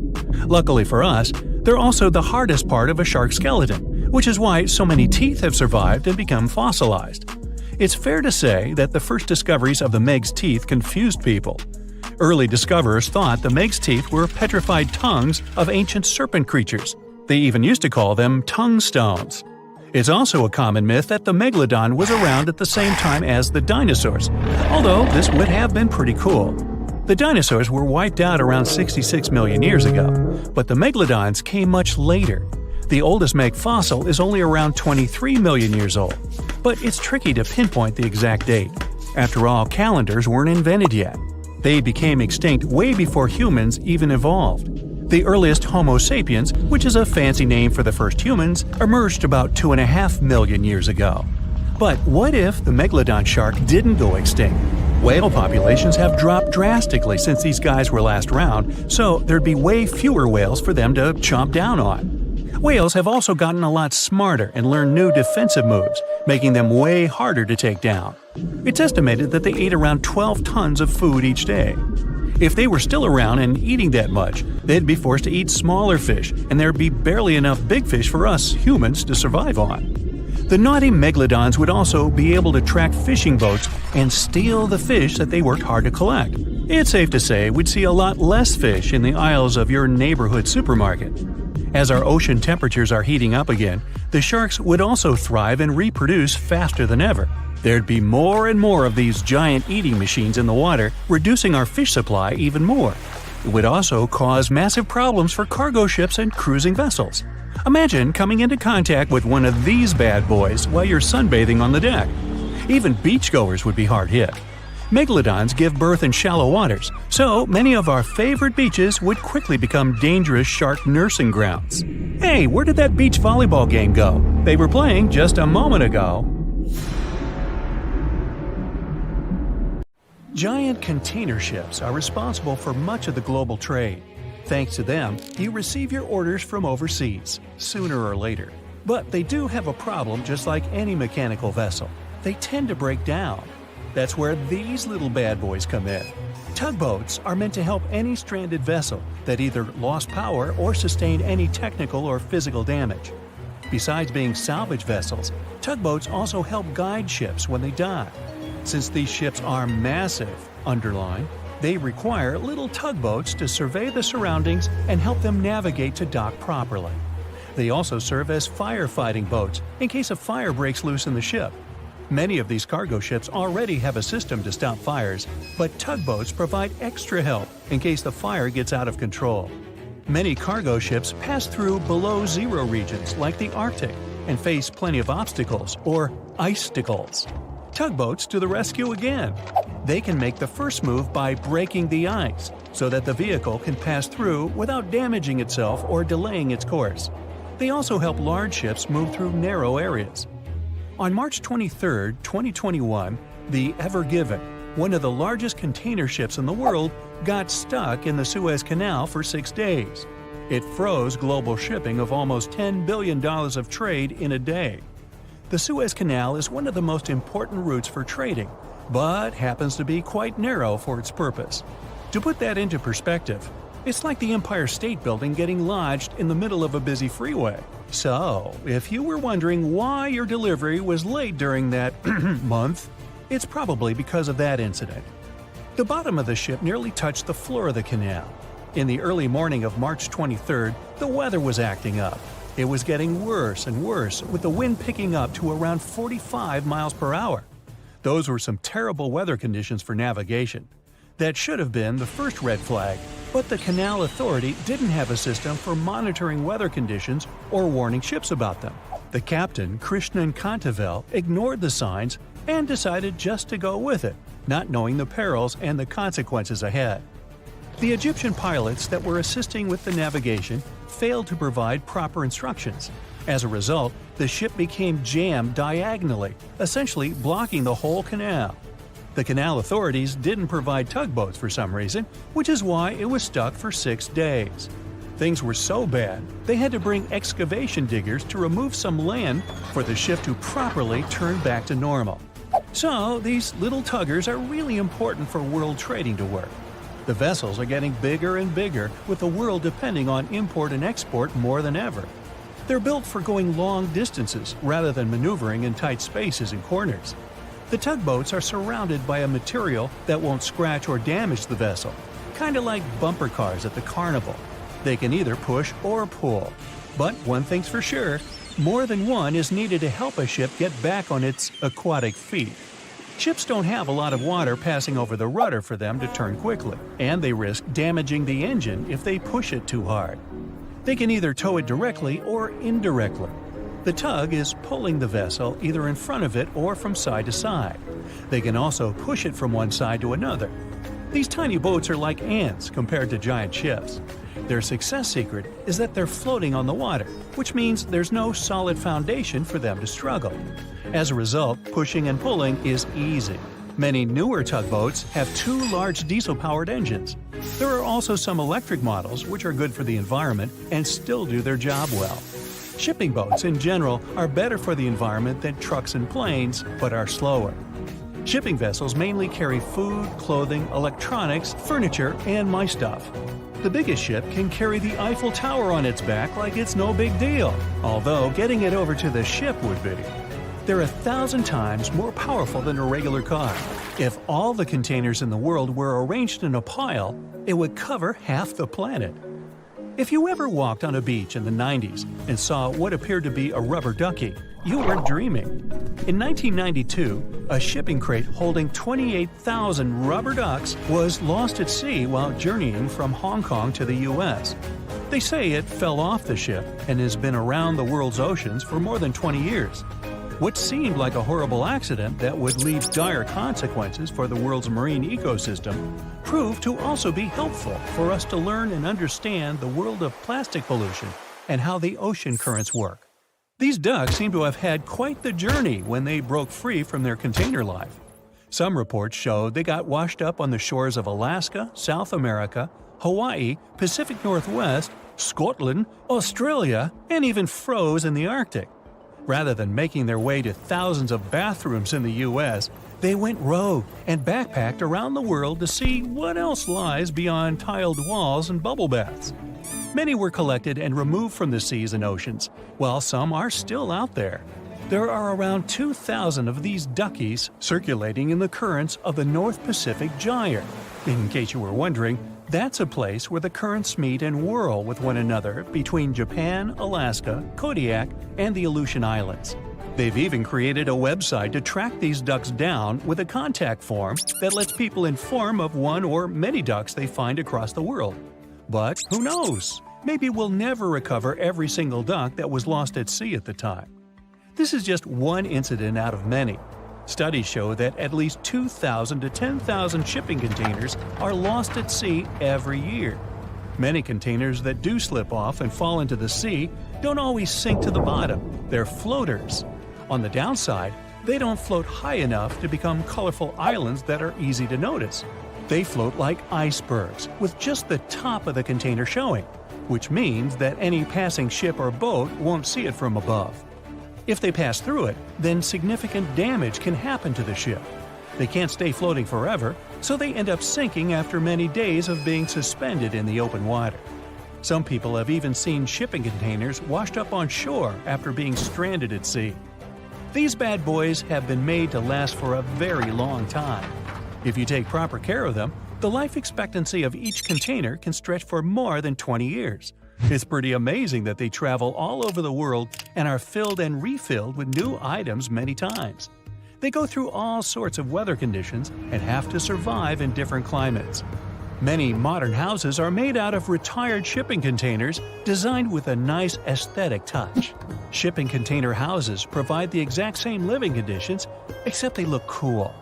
Besides looking cool, they're economically friendly compared to regular houses. You can save plenty of money with the structure pretty much halfway done. All that's needed is just a little foundation and a few adjustments here and there, and boom, you've got yourself a house. You're also doing the world a favor by contributing to the environment. Those homes are recycled containers that have just been refurbished and polished for anyone to live in. They're good enough to live in freezing conditions and scorching weather. The industry is booming, so you can have your new home delivered to you within 10 weeks. You can customize it before they build it for you. It's easy to transport since it's not heavy, it's just bulky. You can predict your cost without the surprise payments that might follow. Many of these containers start their journey in a steel yard and travel all over the world. And in the end, they retire in a nice piece of land and host families that will get to be a part of their history. Wow, I can hardly contain myself. Picture this. You're an astronaut hurtling through the cosmos in your state-of-the-art spaceship. But suddenly, you notice that you're running out of fuel. What are you going to do? Trapped in the middle of space. It's hardly like there's a floating gas station. The good news is that you're not going to get completely stuck. A spaceship will never actually stop after running out of fuel. All because there's basically no atmosphere in space. That's where the popular phrase, "in space, no one can hear you scream," comes from.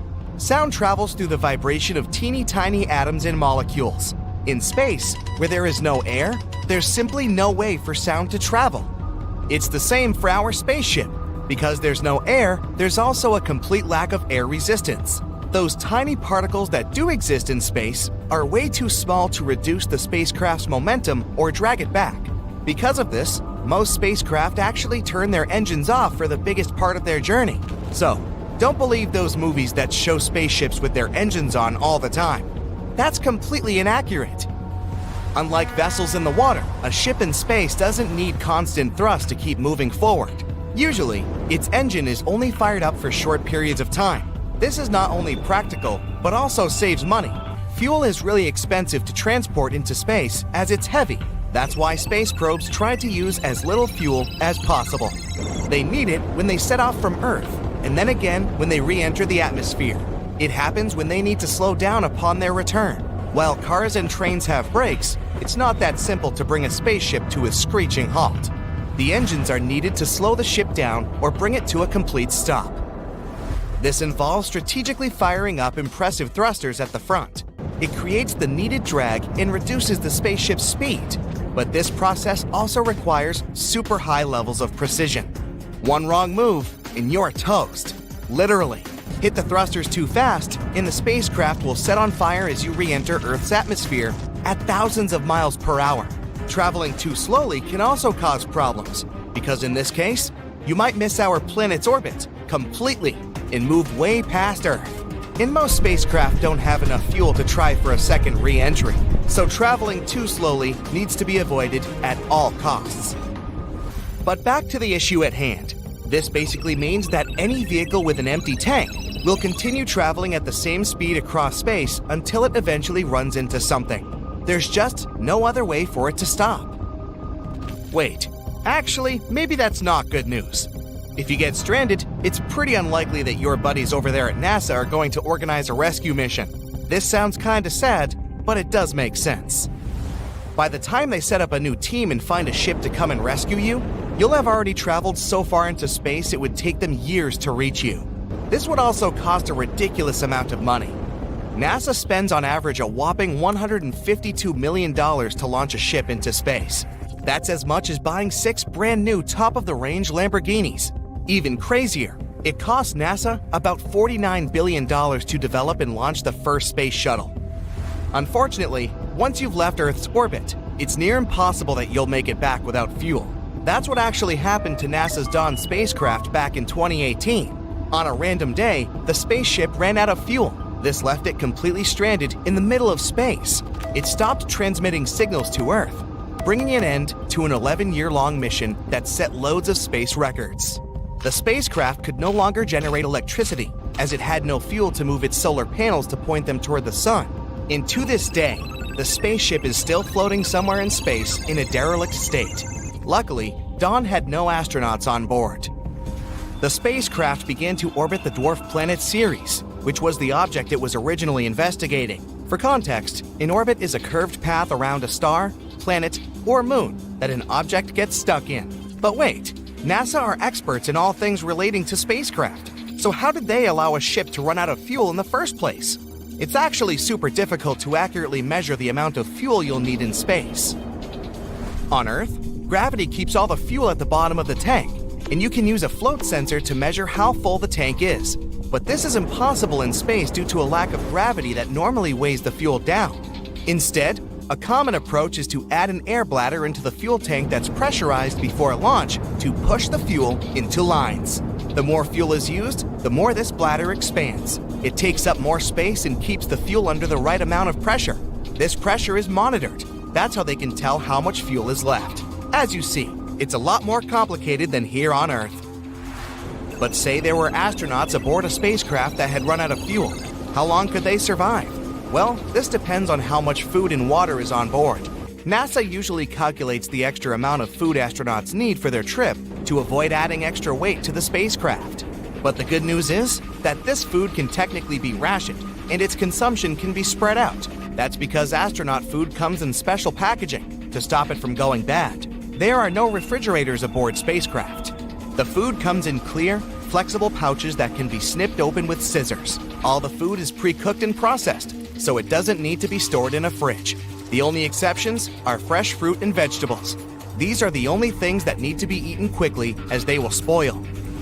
Today, astronauts also work with nutritionists so they can pick out the foods that they like and will enjoy eating.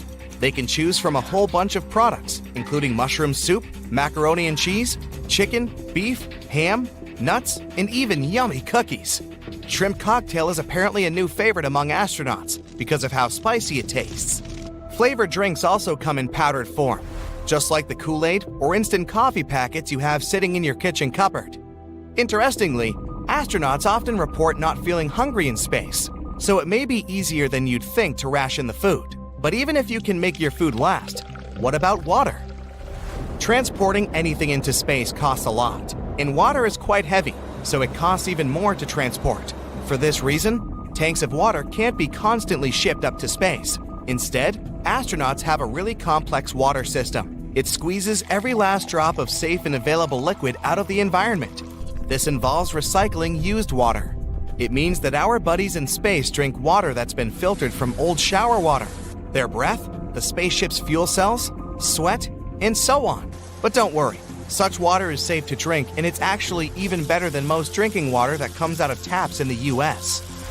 The water on a spacecraft first goes through a bunch of filters, starting with one that removes particles and debris. Then it passes through multi-filtration beds, containing clever substances that remove impurities. The final stage gets rid of harmful compounds and destroys nasty bacteria and viruses. There are also water reserves in case of emergency. For example, the International Space Station keeps around 530 gallons of water in its reserves, just in case. But what about the air supply? The primary source of oxygen on spacecraft comes from something called water electrolysis. This is an amazing system that uses electricity from the craft's solar panels to split water into hydrogen and oxygen gas. But as we saw with NASA's Dawn, without electricity, it's pretty difficult to aim the solar panels at the sun, which means that the oxygen system would likely shut down. There is some oxygen stored in a pressurized storage tank, though. This is a backup supply designed for emergencies, so it's not all bad news. It's 2018. You get up early in the morning to go ashore and catch some fish. You come to the spot you were yesterday, throw the hook into the sea, and wait. The float is twitching. You've caught some fish, but hey, hello? Why aren't you doing anything? Right now, you don't care about the fish. You're looking at something in the distance. You open your mouth in surprise since you see a huge ship stuck on a shoal. It wasn't here yesterday, so it got here at night. Okay, it'll probably sail away sooner or later. You fish for a few more hours. During this time, you observe the ship and notice no movement there. Is it empty? Boats and the Coastal Service are sailing from the shore to the vessel. You decide to check it out too. You get in your old boat and go there. The mist descends to the water, making the ship look creepy. The colossal vessel is rusty and empty. But where is the whole crew? And how did it get there? The Coast Guard comes on board. They search the hold, the cabins, and the upper deck. There's someone's stuff, some remnants of food supplies, notebooks, and clothes. Everything suggests the crew has disappeared for some reason. Fishers who noticed the vessel first didn't see anyone coming down from the board. No radio signals were sent to the port, and no one reported about the ship. It appeared here from nowhere. The only chance to get any information is to look at the number and name of the vessel. This is Sam Ratulangi, PB 1600.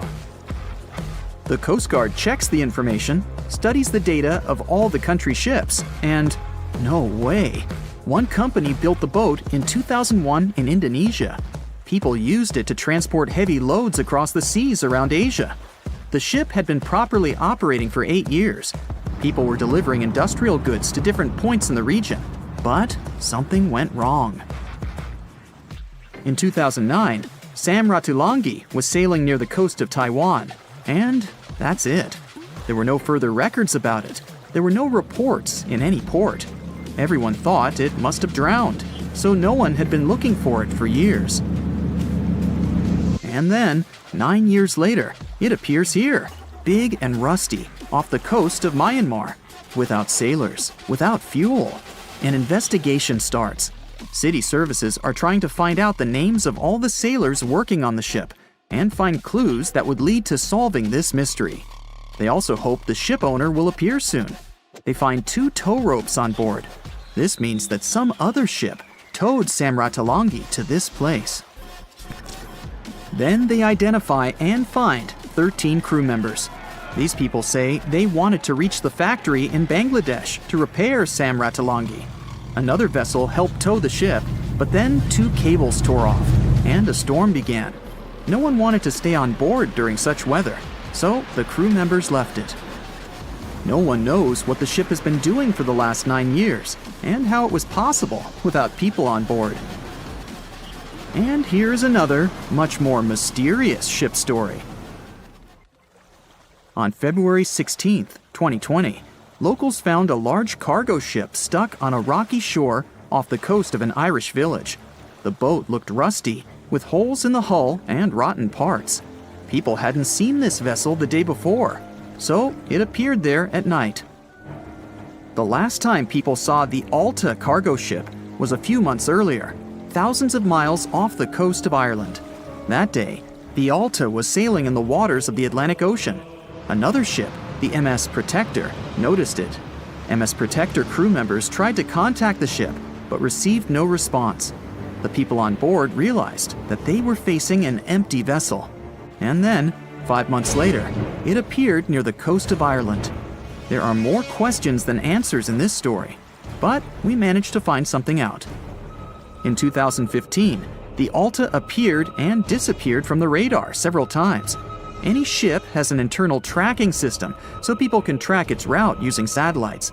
But Alta crew members often disabled this system. Perhaps they were engaged in some illegal activity.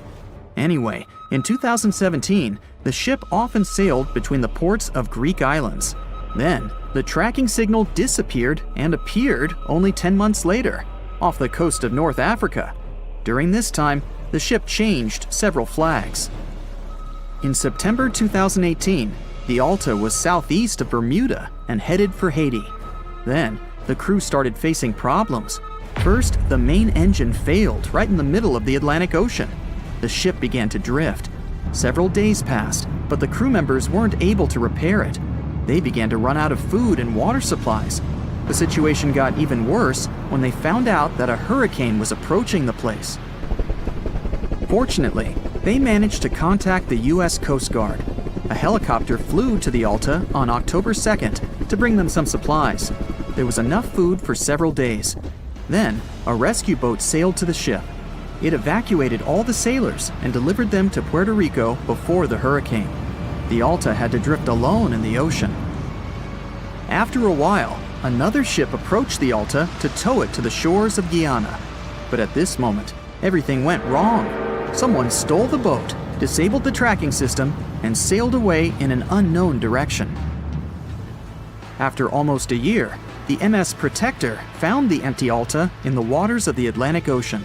And then, 9 months later, the ship without a crew sailed to the shores of Ireland. How did it manage to travel across the Atlantic and get to the coast of Ireland? It's still a mystery. Maybe it was just luck. No one else saw the ship all this time. It was just covering huge distances, surviving storms. Who's the captain? What happened to the thieves? Who owns the ship now? One day, someone called the village administration and introduced themselves as the vessel owner. But that unknown person didn't provide any evidence. They found several barrels of oil on the ship, which they took away by helicopter. The Alta was rusting. Corrosion of metal could damage the environment. The vessel had no commercial value, yet it would have taken millions to get rid of it. There were 3 options for what to do: leave the ship where it was, tow it into the sea and let it sink, or disassemble it for scrap. But nature had its own plans. Storms and strong waves split the hull into 2 parts. The Alta was drifting without a crew in the waters of the Atlantic Ocean for about 2 years.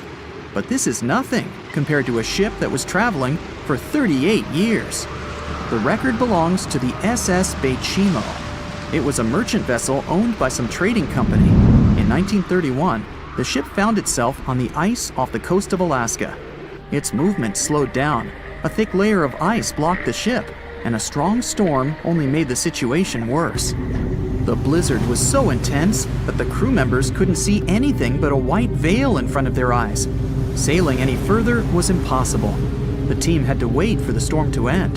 They waited for a day, 2, 3 days. A week had passed, but the snowstorm was only getting stronger.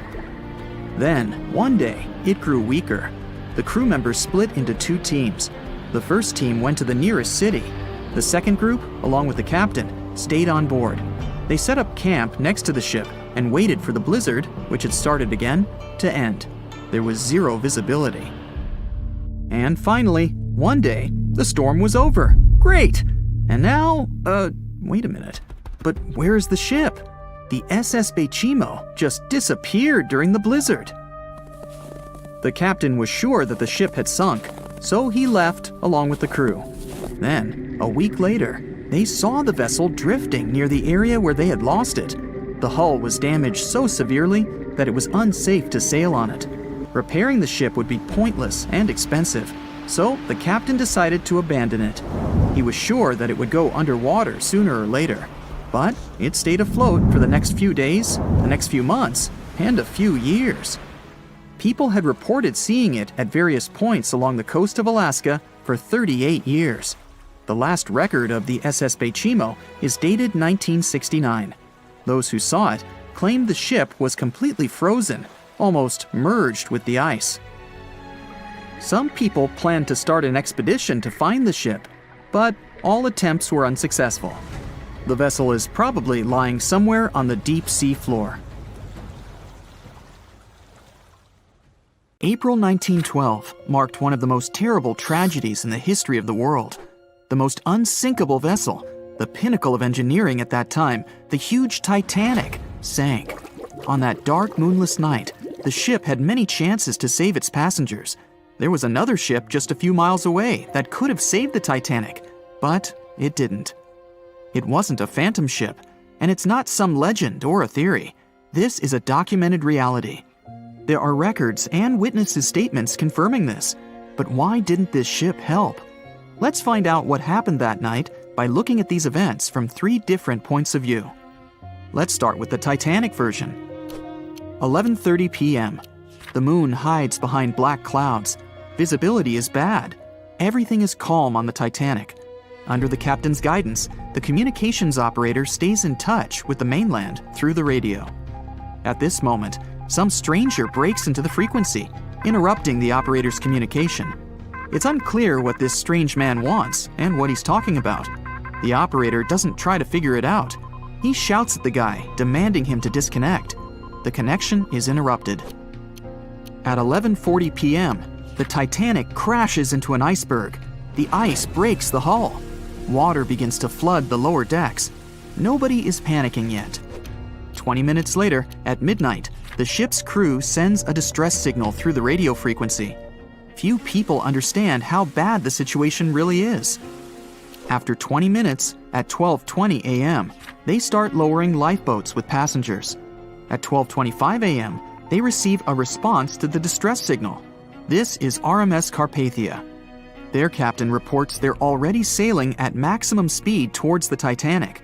But the problem is that the crash site is 58 miles away. This means Carpathia will only be here in 4 hours. At 12:45 a.m., the sinking ship's crew release rockets into the air. These flares are one of the main reasons for the terrible fate of many passengers, but more on that later. 90 minutes later, the Titanic's deck breaks and the ship dives underwater. At 4:10 a.m., the Carpathia finally arrives at the shipwreck location.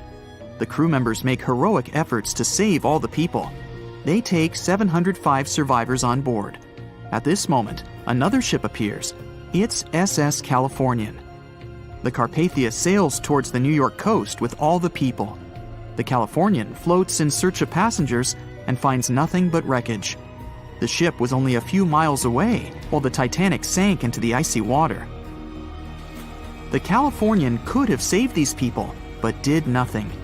Its captain, Stanley Lord, made one of the most terrible acts that a sailor can allow. He didn't help a sinking ship. When the world found out about all this, they detested Captain Lord. They couldn't bring charges against him, and the trial didn't punish him. But his career was ruined entirely, as no other ship company would hire him. Despite this, he never confessed he had been guilty. Before he passed away, the captain said it hadn't been his fault. If this was true, then what happened there? This brings us to the Californian version. It's the night of April 14th. The Californian is sailing in the cold waters of the North Atlantic. The ship gets into a section with a lot of icebergs. At 10:10 p.m., Captain Lord stops the ship. It's too dangerous to move around this area, as they can damage the hull. At 11 p.m., the ship starts drifting. It's impossible to move in such conditions with such poor visibility.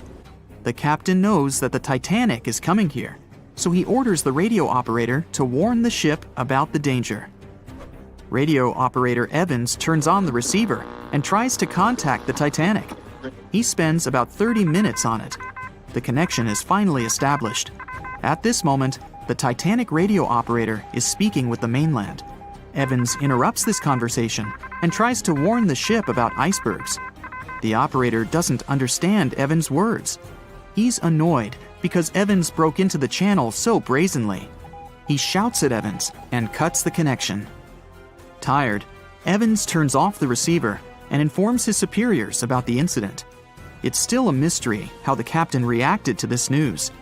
He probably thought the Titanic knew about the danger. He lets Evans go to bed. If Evans hadn't turned off the radio and waited 1 hour, he would have heard a distress signal from the Titanic. But you shouldn't blame him. At this point, he has no official reason to stay at the transmitter. Evans is too exhausted and can't fight drowsiness. So, Evans goes to bed. The Titanic begins to sink. Its captain sends a distress signal. The operator on board the Carpathia catches it, but the Californian doesn't, since the receiver is turned off. Captain Lord can't sleep. He feels that something is wrong. Meanwhile, the Titanic is rapidly sinking under the water. The captain gives the order to launch rockets into the air. And here is where one of the critical mistakes takes place. They release warning lights, but they are not red.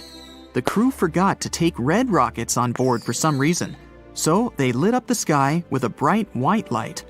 If you need to send a distress signal, you need to release red lights. Captain Lord sees these lights, but doesn't perceive them as a cry for help. It can't be that there are no standard red rockets on such a massive ship as the Titanic. But, unfortunately, it can. Captain Lord thinks the Titanic is sailing away. Perhaps there is some unknown reason behind those white lights, but he doesn't really know. So, Captain Lord has no idea that the Titanic is sinking. He still decides to contact the ship, but this time, not through radio communication. Captain Lord doesn't wake up the radio operator and sends a signal to the Titanic through a signal lamp. It's important to understand that many old-school captains didn't take radio communication seriously. They didn't understand the value of this technology. That's why Captain Lord doesn't wake up Evans. He sends light signals, but the Titanic doesn't respond. Many survivors later mentioned seeing the flashing lights of the Californian, but there was nothing they could have done. The ship's crew doesn't hear their cries for help. At 2:20 a.m., the Titanic completely goes underwater. A little more than 2 hours later, radio operator Evans wakes up and turns the transmitter on. He hears many rescuers talking about the sunken ship. Evans understands everything. He reports this to the captain. At that moment, the Californian immediately heads to the wreck site. They meet Carpathia there. With the survivors on board, it sails towards New York. The Californian stays sailing and looking for people. They find nothing but wreckage. The Californian returns to the mainland. The news about the ship that could have saved the Titanic is spreading all over the country. The trial begins. Captain Stanley Lord and the crew tell their version. They say their ship had been standing still. Many people don't believe them, and some of the surviving passengers claim to have seen the Californian sailing by. Still, the judge declares them innocent. 1962. Captain Stanley Lord is a very old man. He calls a notary to confess something. The captain makes his last remark about this case. He swears he's not guilty. But if it wasn't the Californian sailing past the Titanic at that moment, then what? The Samson theory could answer that question for us. The sealing ship Samson is sailing in the cold waters of the North Atlantic. The crew aren't sleeping. They carefully study the surroundings, but not because they're afraid of icebergs. They're scared of meeting with the U.S. Coast Guard. The Samson ship's crew catch seals, which is illegal. At 12:45 a.m., Samson's captain sees white signal rockets. The team is sure it's the Coast Guard. They turn off the lights and sail away. It's dark, so they don't notice the sinking Titanic. They return to the coast of Iceland and hear about the disaster. They realize they have abandoned the drowning passengers. The nephew of one of Samson's crew members reads about this story in his uncle's diary. The nephew asks for permission to publish these recordings. All the people realize that Captain Lord wasn't guilty, but unfortunately, he didn't live to see this moment. Actually, it's still unknown who is guilty in this story. 2 ships were nearby the Titanic. Their captains were adequate people. They would have helped save all the passengers. Their fault was that they couldn't understand what the Titanic wanted on that dark night. Someone forgot to put red flares in the box. This small but fatal detail was one of the leading causes of the tragedy. So in 2017, over 25 million people boarded cruise ships all over the world. Now, if you're keeping count, that's more than the total population of Greece. It's become America's favorite choice when it comes to going on vacation. It's easy to see why hopping aboard a cruise ship becomes more popular each year. Heading out on a cruise is also coming back in style with newer generations. 2/3 of Gen Y and millennials say that cruising is their new preferred type of vacation. How's that? Well, let's see. It's easy to plan in advance. On board, you can find activities for all family members, and you get a chance to visit several different destinations in one trip. An added bonus of booking a cruise? You can sample various places for a future time off. The entertainment on board is often top-notch, providing passengers with an added taste of luxury. And the amenities and accommodations are generally very reliable. Not to mention that it gives tourists that feeling of actually getting away from everything that people strive for while out of the office. Royal Caribbean International is one of the largest cruise lines in the world, with just over 19% of the cruise market as of 2018. Its current fleet is divided into many different classes of ships, including the Voyager class, Radiance, and Quantum. The latest addition to the Royal Caribbean International's impressive fleet was built in 2018. Wonder of the Seas is now the largest cruise ship in the world. Since this spectacular liner has just had her maiden voyage in March 2022, let's look at some of the incredible perks it has to offer its passengers. For starters, the boat is so big that it had to be split into neighborhoods. Well, it figures since Wonder of the Seas can accommodate almost 7,000 passengers. Fond of New York? Well, no worries. Wonder of the Seas has a central park of its own, with an estimated 10,000 plants to check out. The ship's central park is a feature of all Oasis-class ships, being one of the so-called neighborhoods. Let's look at some other areas, shall we? Like this boardwalk, a place that includes an arcade, a candy store, and a sports bar. It's best suited for long walks. There's a pool and sports zone on Wonder of the Sea. These areas feature the ship's numerous pools and hot tubs. There are many activities to check out on the sports court. Then there's the Royal Promenade, or Promenade if you prefer. That's the main road on Wonder of the Seas, with bars, lounges, and places to grab a cup of coffee, or a luxurious latte. The entertainment neighborhood is the focal point for leisure activities on the ship. Here, guests can find a comedy club, an ice skating rink, and even a theater. The spa and fitness area is a tranquil zone with a huge array of treatments available. The fitness center is free of charge, by the way, so there's no excuse for guests to skip a leg day. An extra 8th zone was added to Wonder of the Seas. It's called the Suite Neighborhood. This is an exclusive area designed for guests staying in the suites. Oh, now I get it. It's located at the top of the ship. Guests here have designated staff members called Royal Genies. Yeah, if you rub a lamp in your suite, they appear. Nah, not really. The genies are similar to butlers. They can cater to just a few cabins. Of course, the cruise line wants to divert other guests from asking these crew members various questions and taking their time. That's why the genies don't wear name tags in public areas. As for its itinerary, Wonder of the Seas was initially supposed to be homeported in China, but Royal Caribbean decided to move the liner to the United States. In March 2022, the ship started its journey with 7-night Eastern and Western Caribbean itineraries. In May 2022, Wonder of the Seas is scheduled for a trip to Europe, with Western Mediterranean cruises from Barcelona and Rome planned for its guests. Passengers will also be able to visit Palma de Mallorca, Spain, and Capri, Italy. When the summer season is over, Wonder of the Seas is scheduled to return to Florida to offer year-round sailing starting November 2022.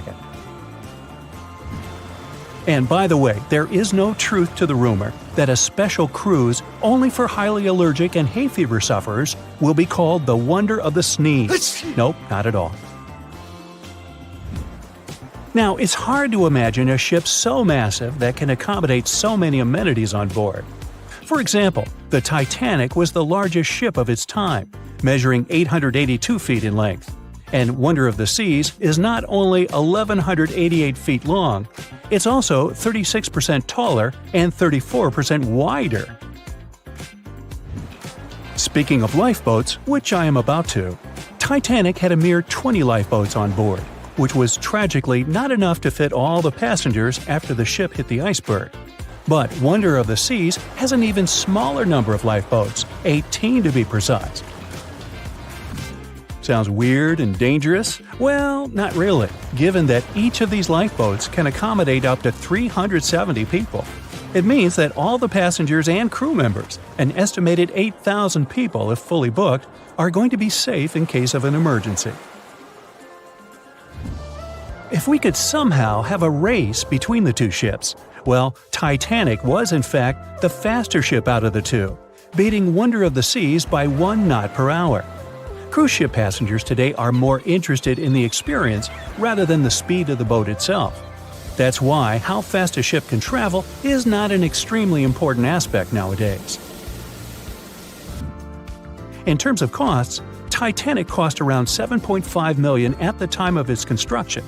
It's the equivalent of about $200 million today. How about Wonder of the Seas? Well, it cost a staggering $1.35 billion to build, making it 6 times more expensive than the Titanic. How about we compare ticket prices? Well, in this case, the least expensive ticket on Titanic was £7. It's about $1,000 today. The cheapest ticket on Wonder of the Seas is currently $423, but prices may vary depending on the location, season, itinerary, and how much you tip your royal genie.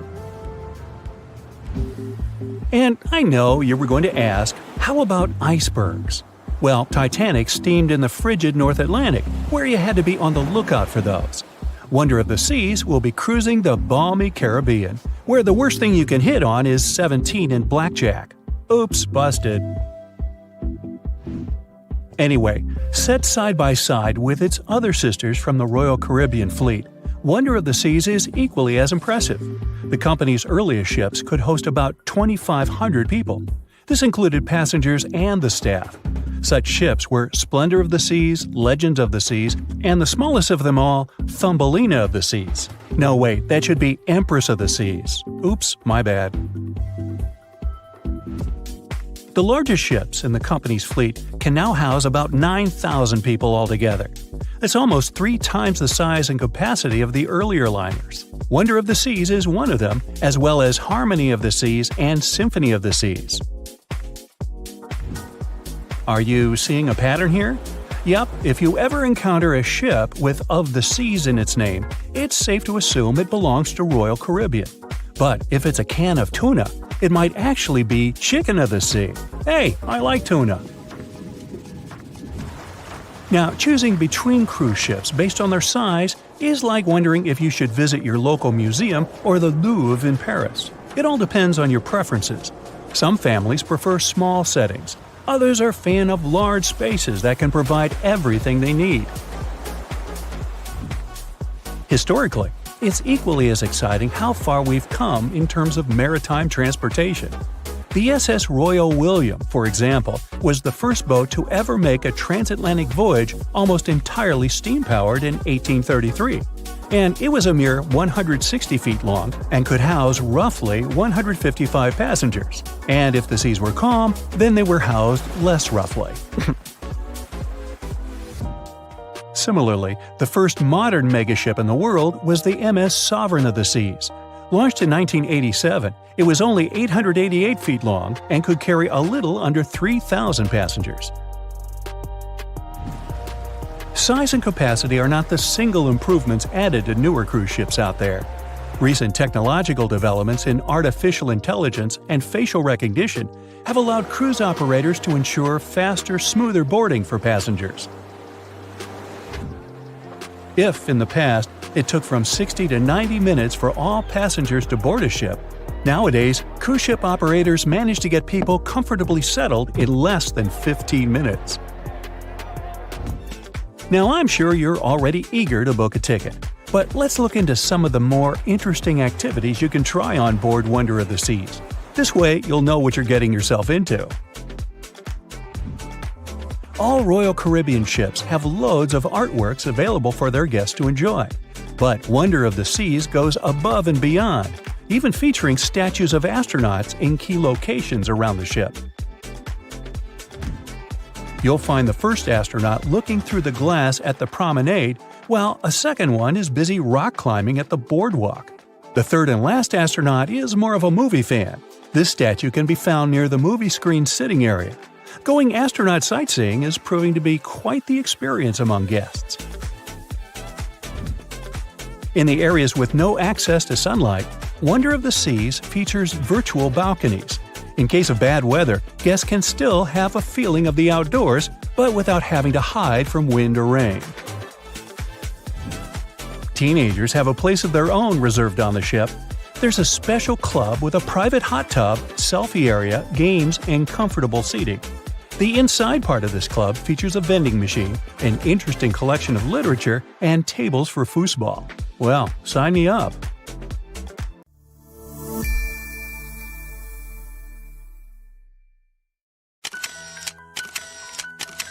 At the beginning of the 20th century, somewhere off the coast of West Africa, a German steamship was leaving the port.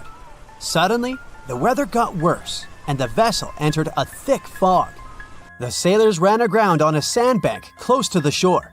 Luckily, no one was hurt, and they were even able to save their precious cargo. But the ship was stuck in the sand for good. And it was not alone there. Nearly the entire length of the western coast of Namibia is called Skeleton Coast. If the name sounds scary, that's because it is. This 976-mile-long beach line is among the most dangerous places on Earth. The local Bushman tribes believe that their supreme deity made this land when it was angry. The Portuguese were the first Europeans to set foot in Namibia in the 15th century. And yep, they didn't like Skeleton Coast either. Portuguese explorers thought this land presented the gates to the underworld. This is the place where the Namib Desert meets the Atlantic Ocean. It might be dangerous, but it's actually beautiful. Plus, it's a UNESCO World Heritage Site. If Skeleton Coast had a PR manager, they would quit on the first day on the job. The area is not exactly tourist-friendly because of its geography and history. Beneath the sand and the waves, there is a secret ocean currently lurking for unsuspecting sailors. It's called Benguela Current. It flows towards the north along the coast of southern Africa. This part of the Atlantic is rich in marine life, but the current's land neighbor isn't that happy with the deal. This arid climate created the Namib Desert, one of the driest regions on Earth. And that marine life I just mentioned? It's sharks. 11 species of them to be exact. And yes, the great white decides to pop by once in a while. So far, we've got a desert landscape, strong currents, and sharks. Not a place for a beachside resort, definitely. But if someone ends up on Skeleton Coast, will they know they're in danger? Don't worry, they will. The beach is littered with wrecks of all sizes and shapes. If you remember that German ship I mentioned in the very beginning, its massive and rusted stern is now sticking out from the desert sand. There are some 500 wrecks in total scattered along the coast, and it's a mixed crowd, from Portuguese galleons centuries old to ships that ran ashore here in the 21st century. A modern fishing ship called Zela India managed to slip from its tow rope in 2008 and ended up on Skeleton Coast. Okay, it didn't escape on its own, it had some help from the elements. But it's better to be a tourist attraction on a beach than to be broken up for scrap. That's where the trawler was originally going, poor thing. Skeleton Coast's most famous inhabitant, to call it such a place, is the wreck of the Dunedin Star. The British cargo liner ran aground here in 1942. The massive rescue operation that followed reveals why it's so dangerous for sailors to end up here. The rescuers managed to save all of the crew and passengers, but at a heavy price. An aircraft and a tugboat were lost in the process. It took the last of the rescuers a full 2 months to return home to Cape Town. Why, you might wonder? One look at the map of the region reveals the reason. It's an endless sea of yellow, which is the sand. There are so few roads here, so Skeleton Coast is hard to reach by land.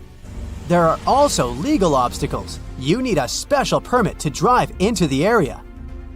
But the skeletons in the name of the area don't only refer to ships, they also stand for animal bones.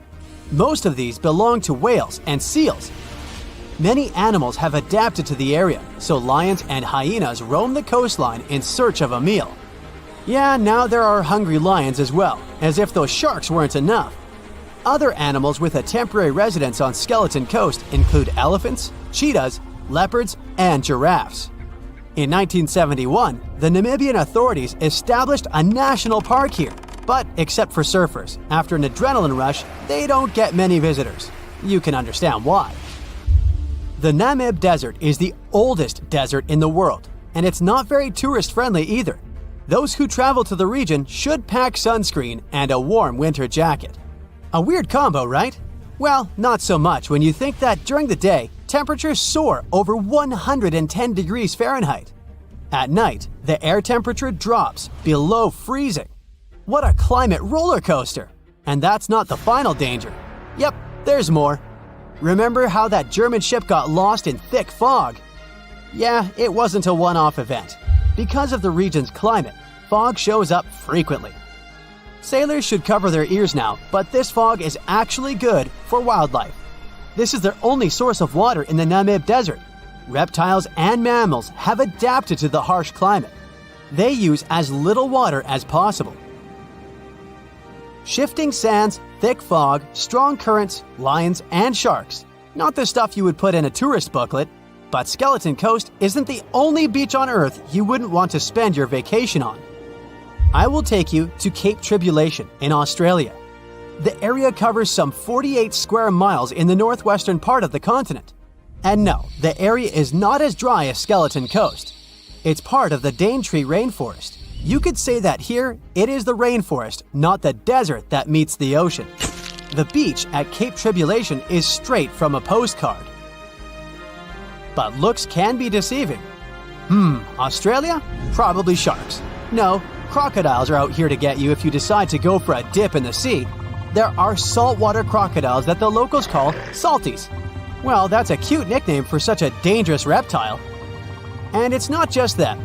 The wildlife seems to have a beef with visitors. From October to June, the waters around Cape Tribulation are full of box jellyfish.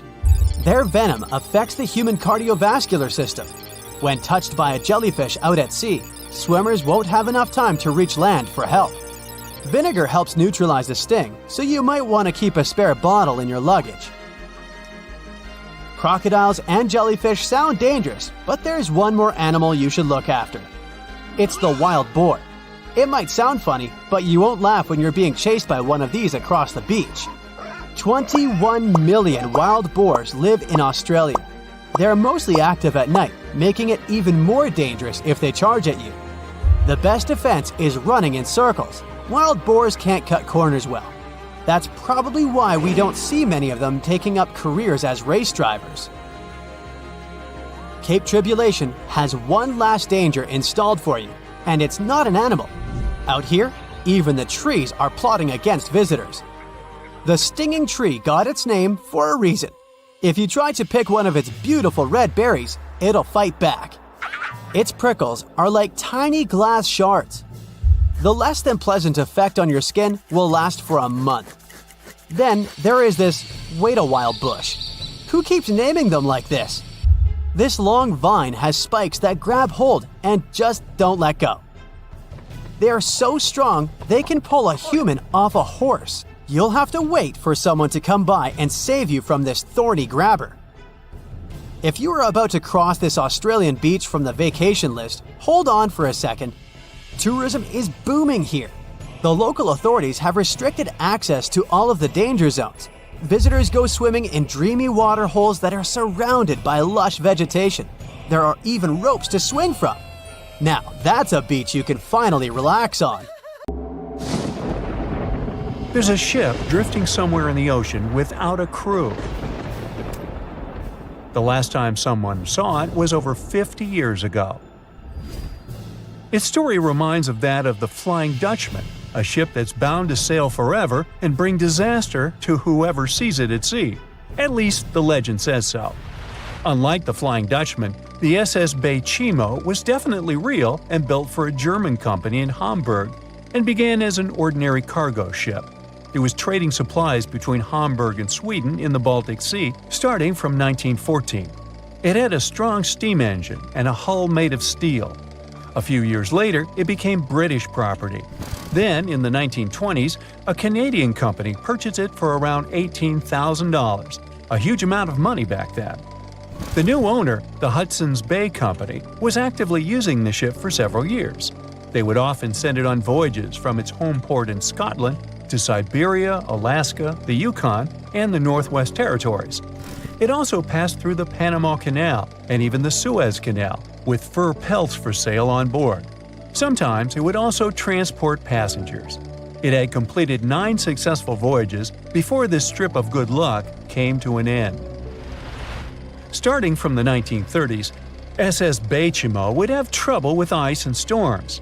When it first got trapped in ice in October of 1931, some of the crew managed to escape to Alaska. 15 of 22 sailors decided to stay with their vessel and try to save it. They had furs and other valuable cargo worth around $58,000 aboard. The company sent them supplies to survive the winter. They set camp near the ship out of